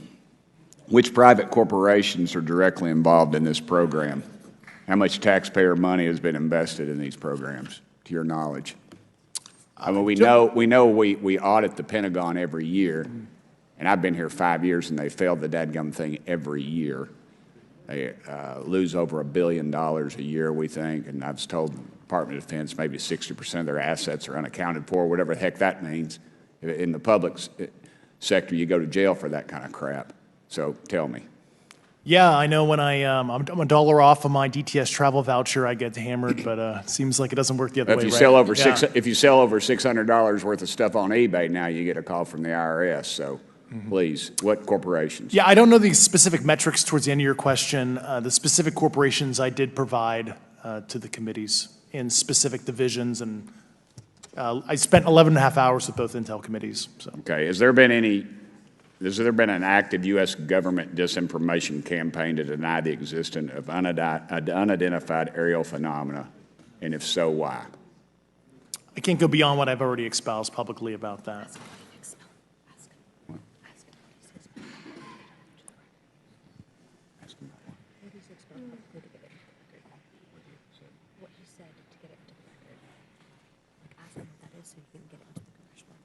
Okay, I've been told to ask you what that is and how to get it in the record. What have you stated publicly in your interviews for the congressional record? If you reference my News Nation interview, and I talk about a multi-decade, campaign to disenfranchise public interest, basically. Chairman, I've gone. Yeah. Thank you. I apologize, Mr. Chairman. I yield back negative 21 seconds. Thank you. Ms. Ocasio-Cortez? Thank you, Mr. Chairman, and thank you to our witnesses for coming here today. I do concur with the ranking member as well as several other members here on this committee that this is a committee for whistleblowers and for the protection of whistleblowers as well. So we understand what you're putting on the table here and what you're putting on the line here, and we thank you for that. Mr. Grush, you sat on the Unidentified Anomalous Phenomenon Task Force created in the 2020 NDAA, correct? Yes. There have been some things that have been mentioned here during this hearing that I wanted to pick up on. Mr. Graves, you mentioned specifically during the answers to one of your questions, you named Boeing contractors being engaged in an incident regarding this red cube about a football field wide. I was wondering if you could speak a little bit about the interaction, or Mr. Grush, either of you, the interactions between defense contractor companies and any UAP-related programs or activities. So I'll just say that the information about the contractor himself were provided by a witness, and I have no particular detail in that relationship. Mr. Grush. The kind of general unclassed wave tops, certainly the contractors, are the metal benders, so to speak. They're the ones actually doing specific performance on government contracts. Are they required to issue any disclosure regarding UAP sightings, or do they engage in any reporting around this? In terms of the contractors? Yes. Not that I'm aware of. They do not. Okay. Now, when it comes to notification that you had mentioned about IRAD programs, we have seen defense contractors abuse their contracts before through this committee. I have seen it personally, and I have also seen the notification requirements to Congress abused. I am wondering, one of the loopholes that we see in the law is that there is, at least from my vantage point, is that depending on what we're seeing, is that there are no actual definitions or requirements for notification. What methods of notification did you observe? Like when they say they notified Congress, how did they do that? Do you have insight into that? For certain IRAD activities, I can only think of ones conventional in nature. Sometimes they flow through certain, I'll just say, SAP programs that have cognizant authority over the Air Force or something, and those are congressionally reported compartments, but IRAD is literally internal to the contractor, so as long as it's money, either profits, private investment, et cetera, they can do whatever they want. To put a finer point on it, when there is a requirement for any agency or company to notify Congress, do they contact the chairman of a committee? Do they get them on the phone specifically? Is this through an email to hypothetically a dead email box? A lot of it comes through what they call the PPR, Periodic Program Review Process, if it's a SAP or Controlled Access Program Equity, and then those go to the specific committees, whether it be the SAS, CASC, HISI. Thank you. I apologize, my time is limited. Mr. Graves, one of your main concerns is that the FAA currently does not have an official process to receive reports of UAP from pilots or others, correct? Correct. And in your experience, what data should the Aero program prioritize for potential collection? We have, location, date, time, but are there other specific characteristics that should be included in these reports? Certainly. I think that there's two categories that would be important. One would be kinematics and understanding the specifics of how the vehicle or objects are moving. And the second would be a more zoomed out approach of being able to look at origin and destination before the incident, as well as getting a better contextual understanding of how these objects are interacting with each other. Thank you. Now, because I only have a minute left, I apologize, we only have 5 minutes today, but for the record, if you were me, where would you look?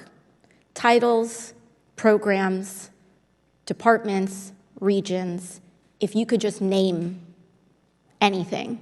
And I put that as an open question to the three of you. I'd be happy to give you that in a closed environment. I can tell you specifically. Thank you. Commander Fravor?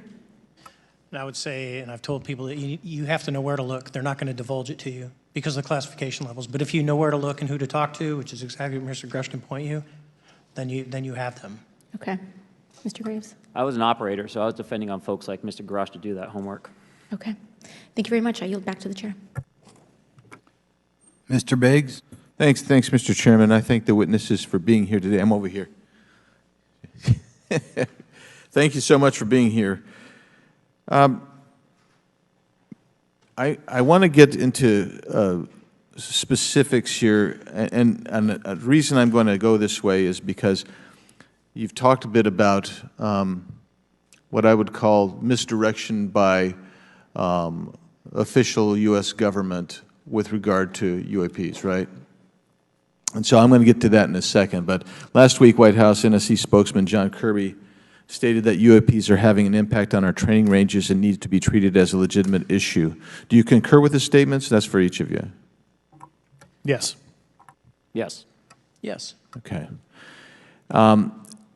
Now, having said that, I'm going to take you to specific instances around the Phoenix Valley, because that's where I live. And in '97, we had the famous Phoenix Light case. I don't know if any of you are familiar with that. There were two things that went along with that, and the explanation was military training range off Luke and the Barry Goldwater Range. Do you know anything different other than the official explanation of those lights?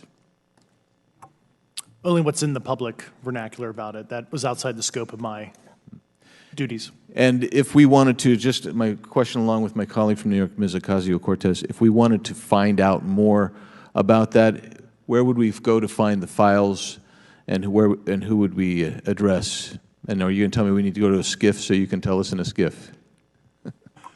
I could potentially give you a vector on that. That specific case, I'm familiar with it in terms of public, but I give you a vector in a closed environment, yeah. That would be good, thank you. So if it's true that UAPs are having an impact on training ranges, and this administration considers it to be a legitimate issue, what steps can Congress take to address training range impacts? And I say that having two very large training ranges in my state. And so we'll start with Mr. Graves and going down the panel. Some of the initial procedures have been implemented, such as within the United States Navy, that have a range failure report that gathers information from pilots. I understand that a service-wide reporting mechanism is still pending. However, that would be a great next step, not only for gathering information, but for showing the troops that it is an acceptable topic and reducing the stigma. Okay, please, all of you continue. Yeah, as a recipient of a lot of those training range reports, sometimes we only get contextual kind of oral reporting. It'd be nice if they attached all sensor data and there's a system in place that can handle multiple classifications of data. And that's an issue with the F-35, right? That jet was never built to be an ISR platform. And it's a pain in the, we'll just say, butt to get that data off. So, yeah. Great. Thank you. Yeah, I would agree with the previous two, being a user of those training ranges, that the data has to be out there. You have to acknowledge that you're seeing them, and then you have to collect the data. Right now, you get the report, someone says, I saw something, but no one collects the radar data to back it up and do research. Okay. Do you believe that the 2019 classification guidelines for UAPs interferes with the federal government's ability to be transparent with the American people? And do you think we need to be more transparent with the American people? All of you, yeah. I'll say yes to that. Yeah, I'm familiar with at least the UAP Task Force 2019 Security Classification Guide.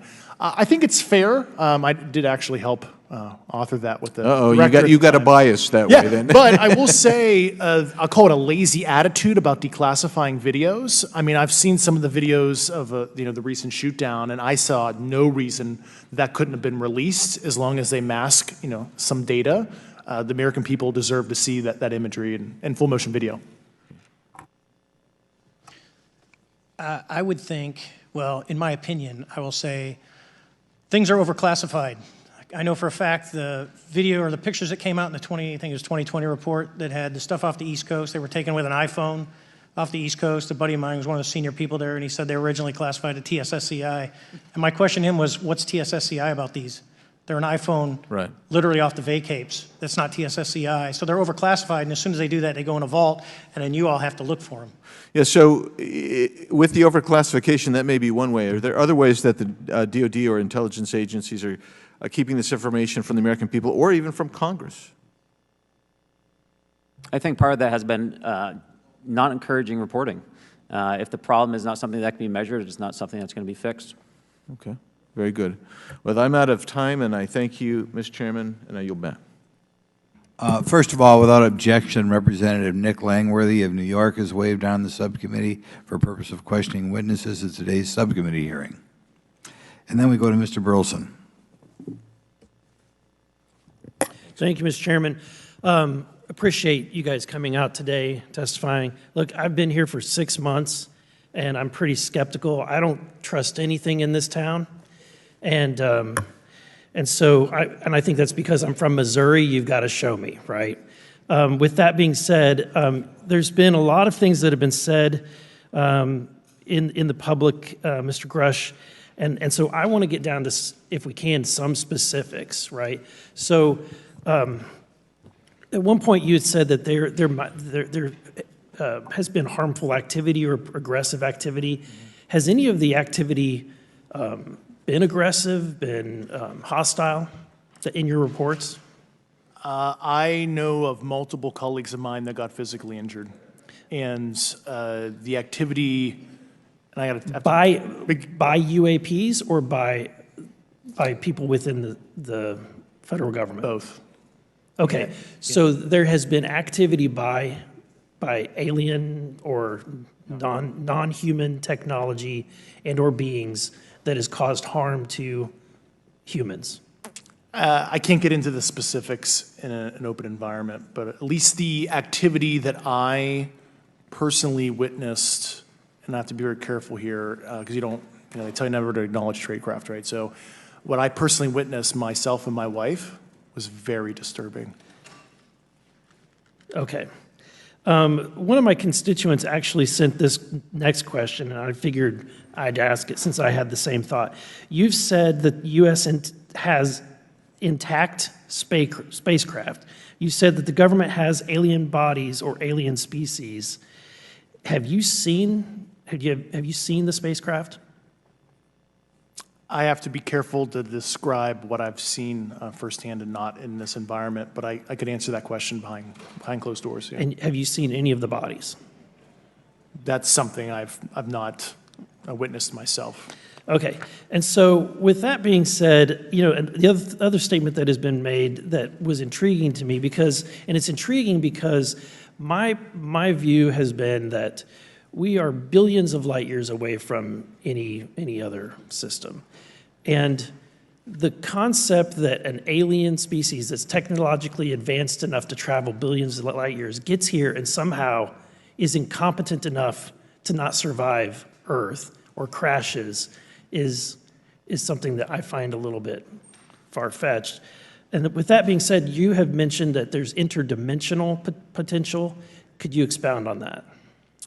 Yeah, to answer your first question, and I'm here as a fact witness and expert, but I will give you a theoretical framework, at least to work off, to kind of espouse crashes, regardless of your level of sentience, right? Planes crash, cars crash, n number of sorties, however high, a small percentage are going to end in mission failure, if you will, as we say in the Air Force.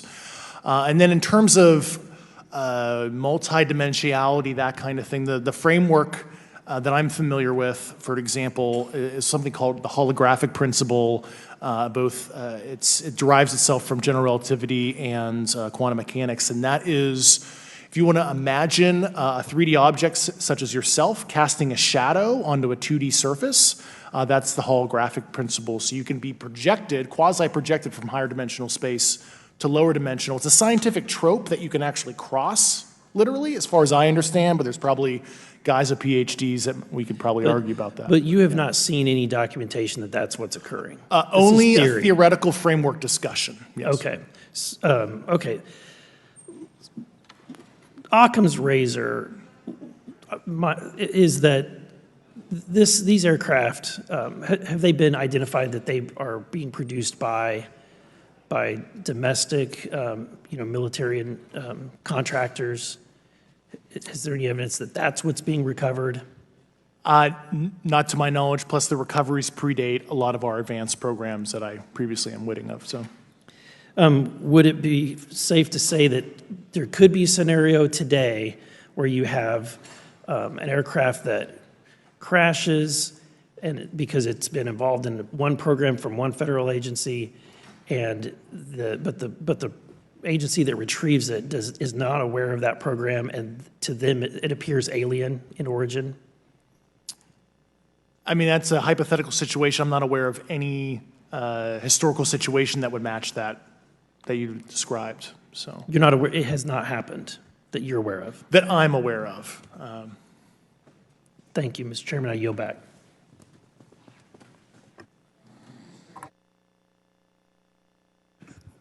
Several months ago, my office received a protected disclosure from Eglin Air Force Base indicating that there was a UAP incident that required my attention. I sought a briefing regarding that episode and brought with me Congressman Burchett and Congresswoman Luna. We asked to see any of the evidence that had been taken by flight crew in this endeavor and to observe any radar signature as well as to meet with the flight crew. We were not afforded access to all of the flight crew. And initially, we were not afforded access to images and to radar. Thereafter, we had a bit of a discussion about how authorities flow in the United States of America, and we did see the image. And we did meet with one member of the flight crew who took the image. The image was of something that I am not able to attach to any human capability, either from the United States or from any of our adversaries. And I'm somewhat informed on the matter, having served on the Armed Services Committee for 7 years, having served on the committee that oversees DARPA and advanced technologies for several years. When we spoke with the flight crew, and when he showed us the photo that he'd taken, I asked why the video wasn't engaged, why we didn't have a FLIR system that worked. Here's what he said. They were out on a test mission that day over the Gulf of Mexico. And when you're on a test mission, you're supposed to have clear airspace. Not supposed to be anything that shows up. And they saw a sequence of 4 craft in a clear diamond formation for which there is a radar sequence that I alone have observed in the United States Congress. One of the pilots goes to check out that diamond formation and sees a large floating, what I can only describe as an orb. Again, like I said, not of any human capability that I'm aware of. And when he approached, he said that his radar went down, he said that his FLIR system malfunctioned, and that he had to manually take this image from one of the lenses, and it was not automated in collection as you would typically see in a test mission. So I guess I'll start with Commander Fravor. How should we think about the fact that this craft that was approached by our pilot had the capability of disarming a number of the sensor and collection systems on that craft? Well, I think this goes to that national security side, and you can go back through history of things showing up at certain areas and disabling our capabilities, which is disheartening. And for us, I mean, like I said, it completely disabled the radar on the aircraft when it tried to do it, and the only way we could see it is passively, which is how he got that image. So I think that's a concern on what are these doing, not only how do they operate, but their capabilities inside to do things like this.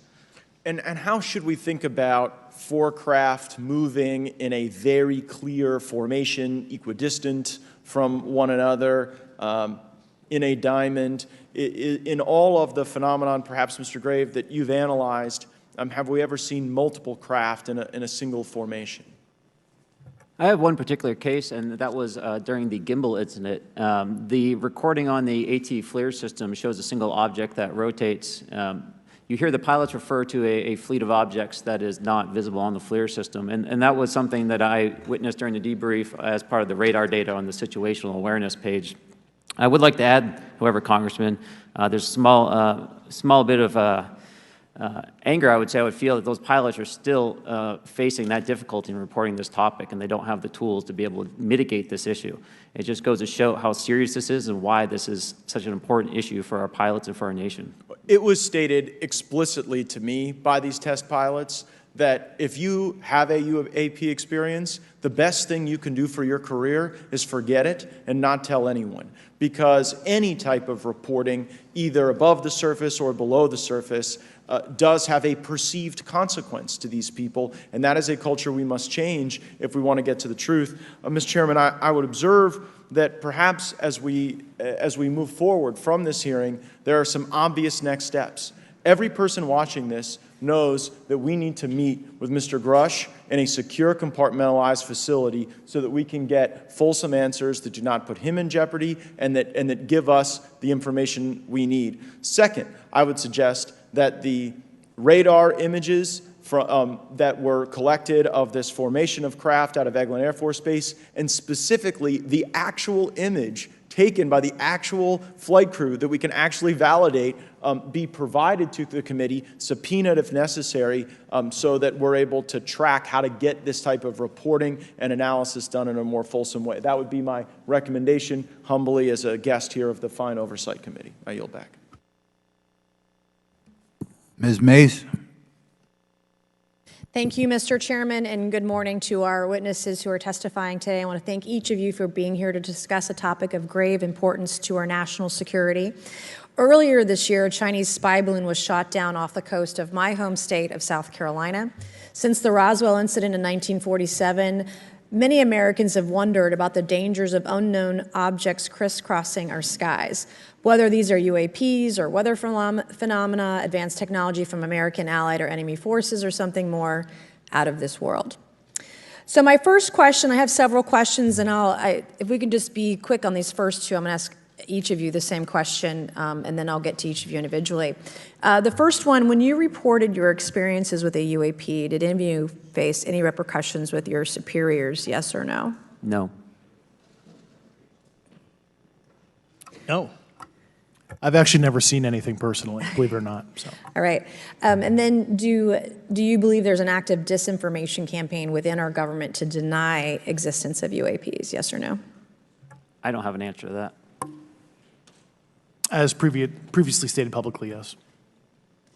I think previously with like Project Blue Book, yes, but currently I don't speak for the United States government. Okay, thank you. I have a few questions for Mr. Graves. What percentage of UAP sightings, in your belief, go unreported by our pilots? This is an approximation based off of my personal experience speaking with a number of pilots, but I would estimate we're somewhere near 5% reporting, perhaps. So like 95% basically don't report seeing UAPs? That's just my personal estimate. In the incident off Virginia Beach, do you believe the Navy took the danger to your aircraft seriously after it was reported? Absolutely. A few questions for Mr. Favor. As an expert naval aviator, have you ever seen an object that looked and moved like the Tic Tac UAP? No. Did the Tic Tac UAP move in such a way that defied the laws of physics? The way we understand them, yes. Many dismiss UAP reports as classified weapons testing by our own government, but in your experience as a pilot, does our government typically test advanced weapon systems right next to multi-million-dollar jets without informing our pilots? No, we have test ranges for that. It took over 15 years for your encounter with the Tic Tac to be declassified. Do you feel there was a good reason to prevent lawmakers from having access to this footage? No, I just think it was ignored when it happened, and it just sat somewhere in a file, never got reported. In a drawer. It happens a lot up here. Shocker. Mr. Grush, a couple of questions for you too, sir, this morning. What percentage of UAPs do you feel are adequately investigated by the U.S. government, of the 5% that are reported? I can only speak for my personal leadership over at NGA. I tried to look at every report that came through that I could triage, so. Do you believe that officials at the highest levels of our national security apparatus have unlawfully withheld information from Congress and subverted our oversight authority? There are certain elected leaders that had more information that I'm not sure what they've shared with certain Gang of Eight members or et cetera, but certainly I would not be surprised. Okay. You've stated that the government is in possession of potentially non-human spacecraft. Based on your experience and extensive conversations with experts, do you believe our government has made contact with intelligent extraterrestrials? Something I can't discuss in public setting. Okay, I can't ask when you think this occurred. If you believe we have crashed craft, stated earlier, do we have the bodies of the pilots who piloted this craft?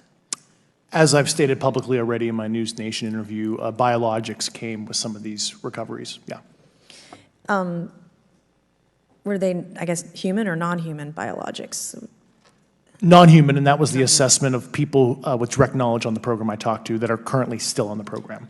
And was this documentary evidence, this video, photos, eyewitness? Like, how would that be determined? The specific documentation I would have to talk to you in a skiff about. Gotcha. Okay.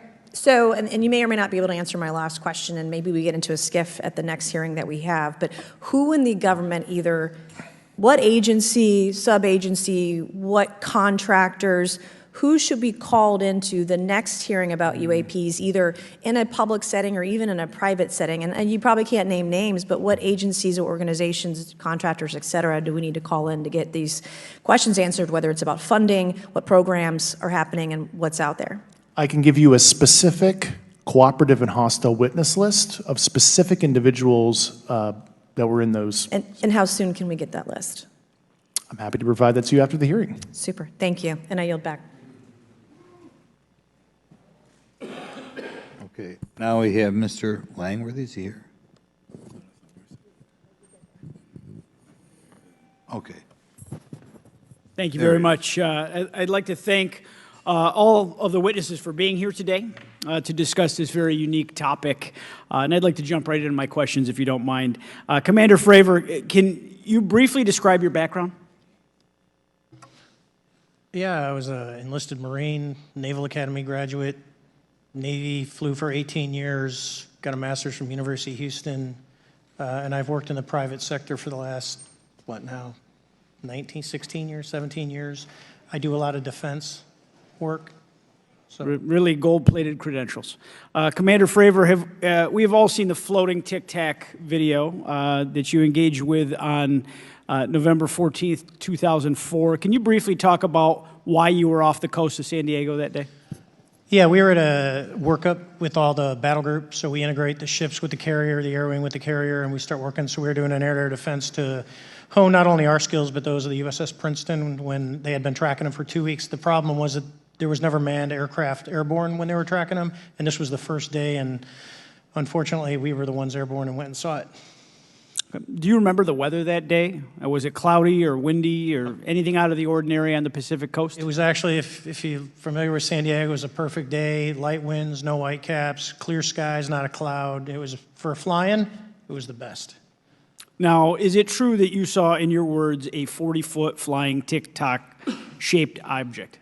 That's correct. Or for some people that can't know what a Tic Tac is, it's a giant flying propane tank. Fair enough. Did this object come up on radar or interfere with your radar or the USS Princeton? The Princeton tracked it, the Nimitz tracked it, the E-2 tracked it. We never saw it on our radars. Our fire control radars never picked it up. The other airplane that took the video did get it on a radar. As soon as it tried to lock it, it jammed the radar, spit the lock, and he rapidly switched over to the targeting pod, which you can do in the F-18. From what you saw that day and what you've seen on video, did you see any source of propulsion from the flying object, including on any potential thermal scans from your aircraft? No, there's none. There's no IR plume coming out. And Chad, who took the video, went through all the EO, which is black and white TV, and the IR modes, and there's no visible signs of propulsion. It's just sitting in space at 20,000 feet. In your career, have you ever seen a propulsion system that creates no thermal exhaust? No. Can you describe how the aircraft maneuvered? Abruptly, very determinate. It knew exactly what it was doing. It was aware of our presence, and it had acceleration rates. I mean, it went from 0 to matching our speed in no time at all. Now, if the fastest plane on Earth was trying to do these maneuvers that you saw, would it be capable of doing that? No, not even close. And just to confirm, this object had no wings, correct? No wings. Now, was the aircraft that you were flying, was it armed? No, never felt threatened at all. If the aircraft was armed, do you believe that your aircraft or any aircraft in possession of the United States could have shot the Tic Tac down? I'd say no. Just on the performance, it would have just left in a split second. It looks like that we have a problem here that needs further investigation. Yes. In your belief, is this this flying Tic Tac, I mean, is it capable of being the product of any other nation on the earth? No, like I said earlier, I think it defies current material science and the ability to develop that much propulsion. And I know there's been some physicists have done calculations, which is beyond anything that we have.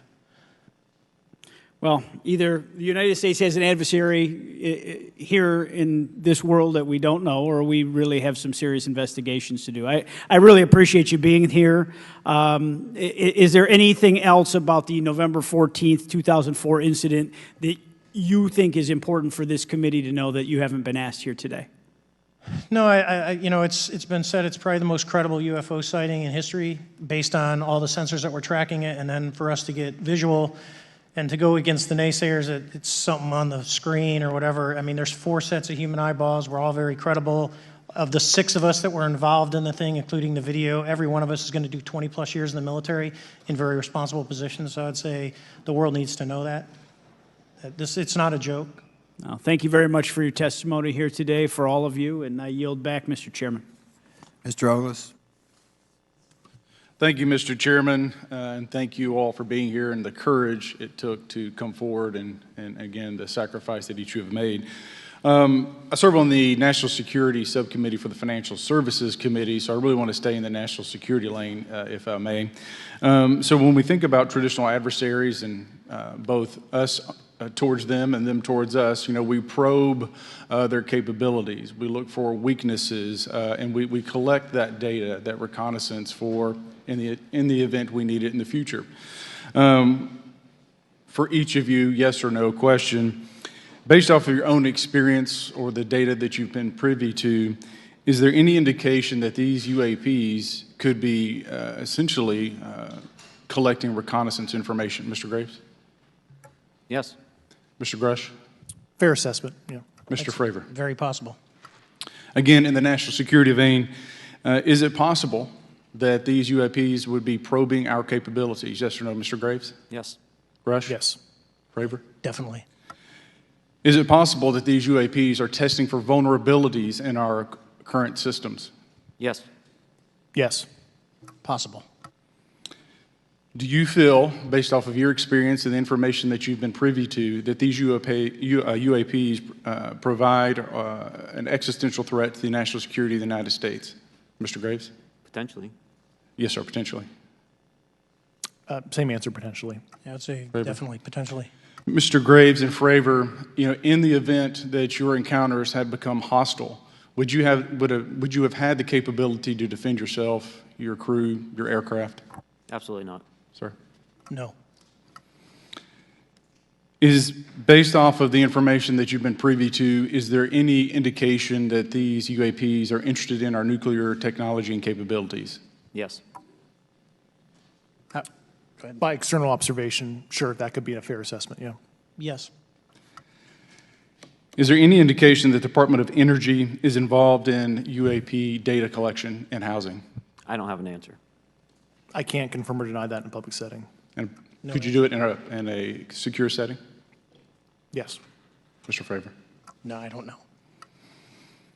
Mr. Chairman, I think I'm the last member to go, but there clearly is a threat to the national security of the United States of America. As members of Congress, we have a responsibility to maintain oversight and be aware of these activities so that, if appropriate, we take action.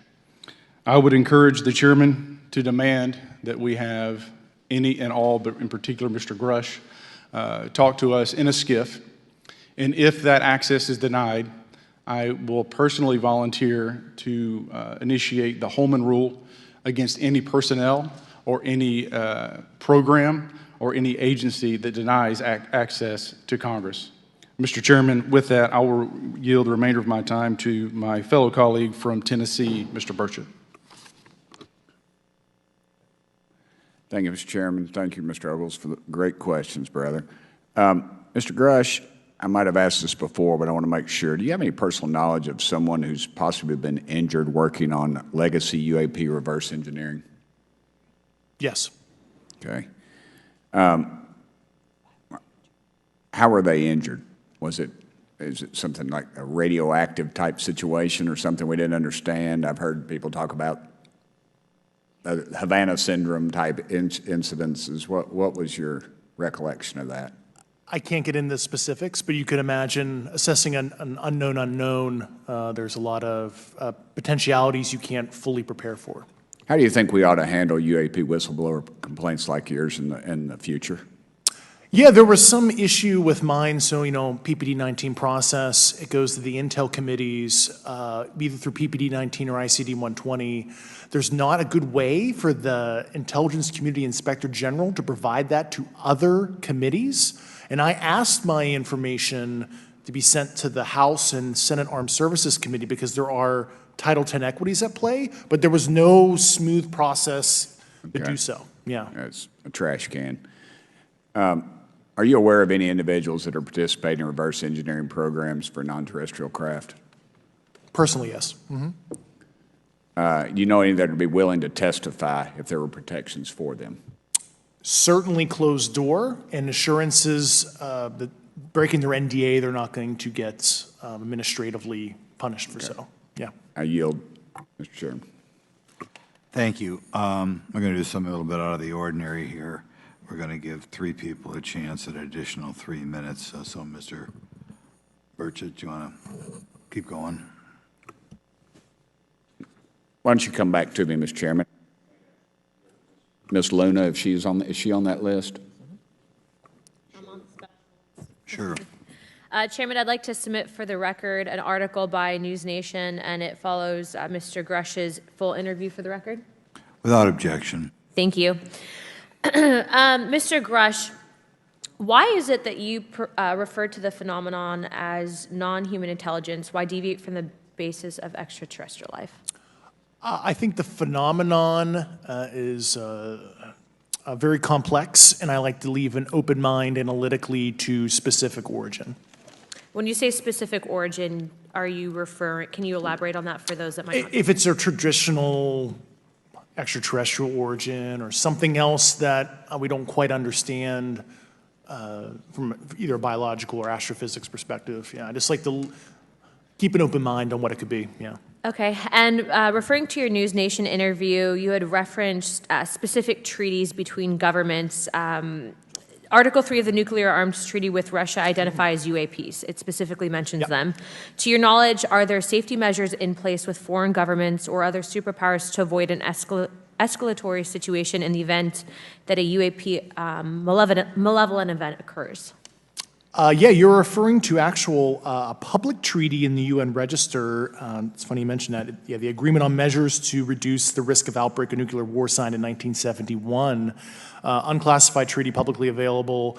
And if you cite the George Washington University National Security Archives, you will find the declassified in 2013 specific provisions in the specific red line flash message traffic with the specific codes pursuant to Article 3 and Article, also Situation 2, which is in the previously classified NSA archive.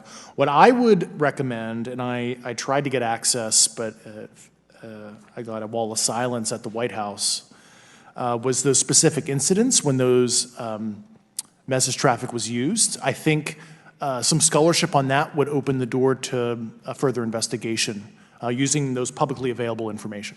Thank you. And then my last question with 51 seconds remaining. You mentioned white-collar crimes potentially being taking place in regards to a cover-up. Can you please elaborate? I have concerns based on the interviews I conducted under my official duties of potential violations of the Federal Acquisition Regulations, the FAR. Thank you very much, Chairman. I yield the remainder of my time.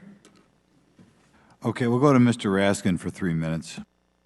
Thanks, Mr. Chair, and I thank the witnesses for their endurance and service today.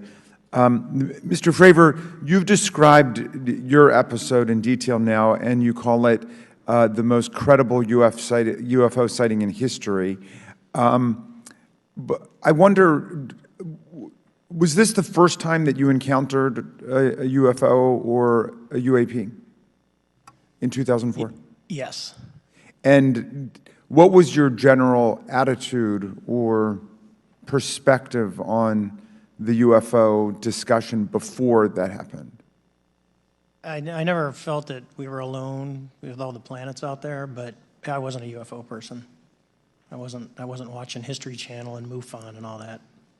And have you had experiences or encounters since that happened? No.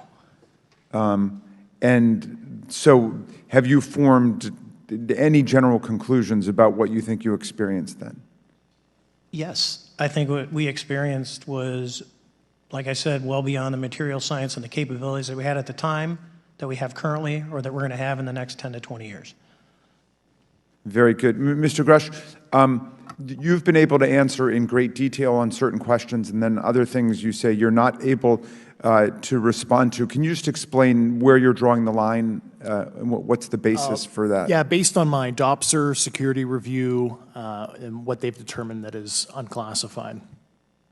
I see. So you're answering any questions that just call upon your knowledge of unclassified questions, but anything that relates to classified matters you're not commenting on in this context? In an open session, but happy to participate in a closed session at the right level, yeah. Okay. And Mr. Graves, you've said that there are dozens of fellow pilots, military pilots. Are there also commercial pilots who've encountered the same kind of sightings that you described before? They are similar. Commercial pilots have less range and less sensors to be able to reach out and look for objects over wide swaths of airspace.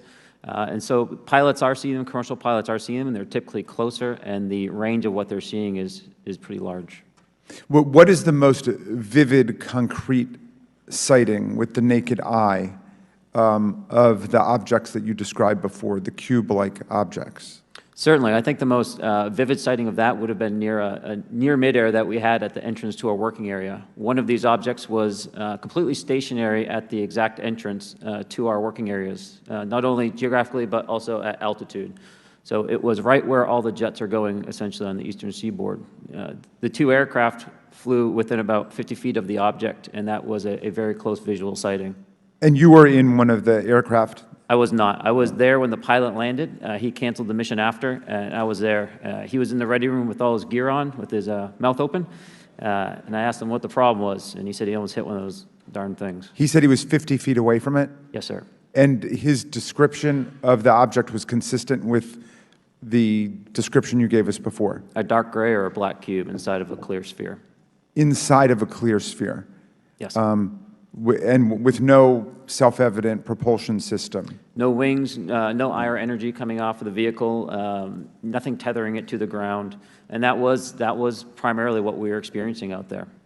I'm over time. Thank you very much for your service, and I yield back to Mr. Chairman. Very good. Mr. Burchett. Thank you, Mr. Chairman. This is for all three of y'all, starting with Mr. Graves. Why did you come forward on this issue? I came forward because I felt that my colleagues did not have a way to mitigate this safety threat, and I wanted to help them. I was trained as an aviation safety officer by the Navy, and this it just felt right. I felt like I had to help the folks that were still flying and dealing with this. Mr. Grush. Purely a sense of duty. My first sworn oath when I was a cadet 18 years ago, and I still uphold that even out of the uniform. Commander. I was pestered by a friend, and I asked why, and he said, "You're the one person that they can't discredit, and you'll add credibility to the New York Times article." And so after about 6 times, I said, "Okay." Honest. Yeah. This town isn't made, unfortunately, by people like y'all. We thank y'all. And I do want to also thank the people in the audience and the people that are watching this that can't be, people all over the world that have kept this issue alive. You've endured criticism and derogatory remarks, and we're trying to get to the bottom of it. And so God bless y'all. Thank y'all so much. We really appreciate you guys and gals.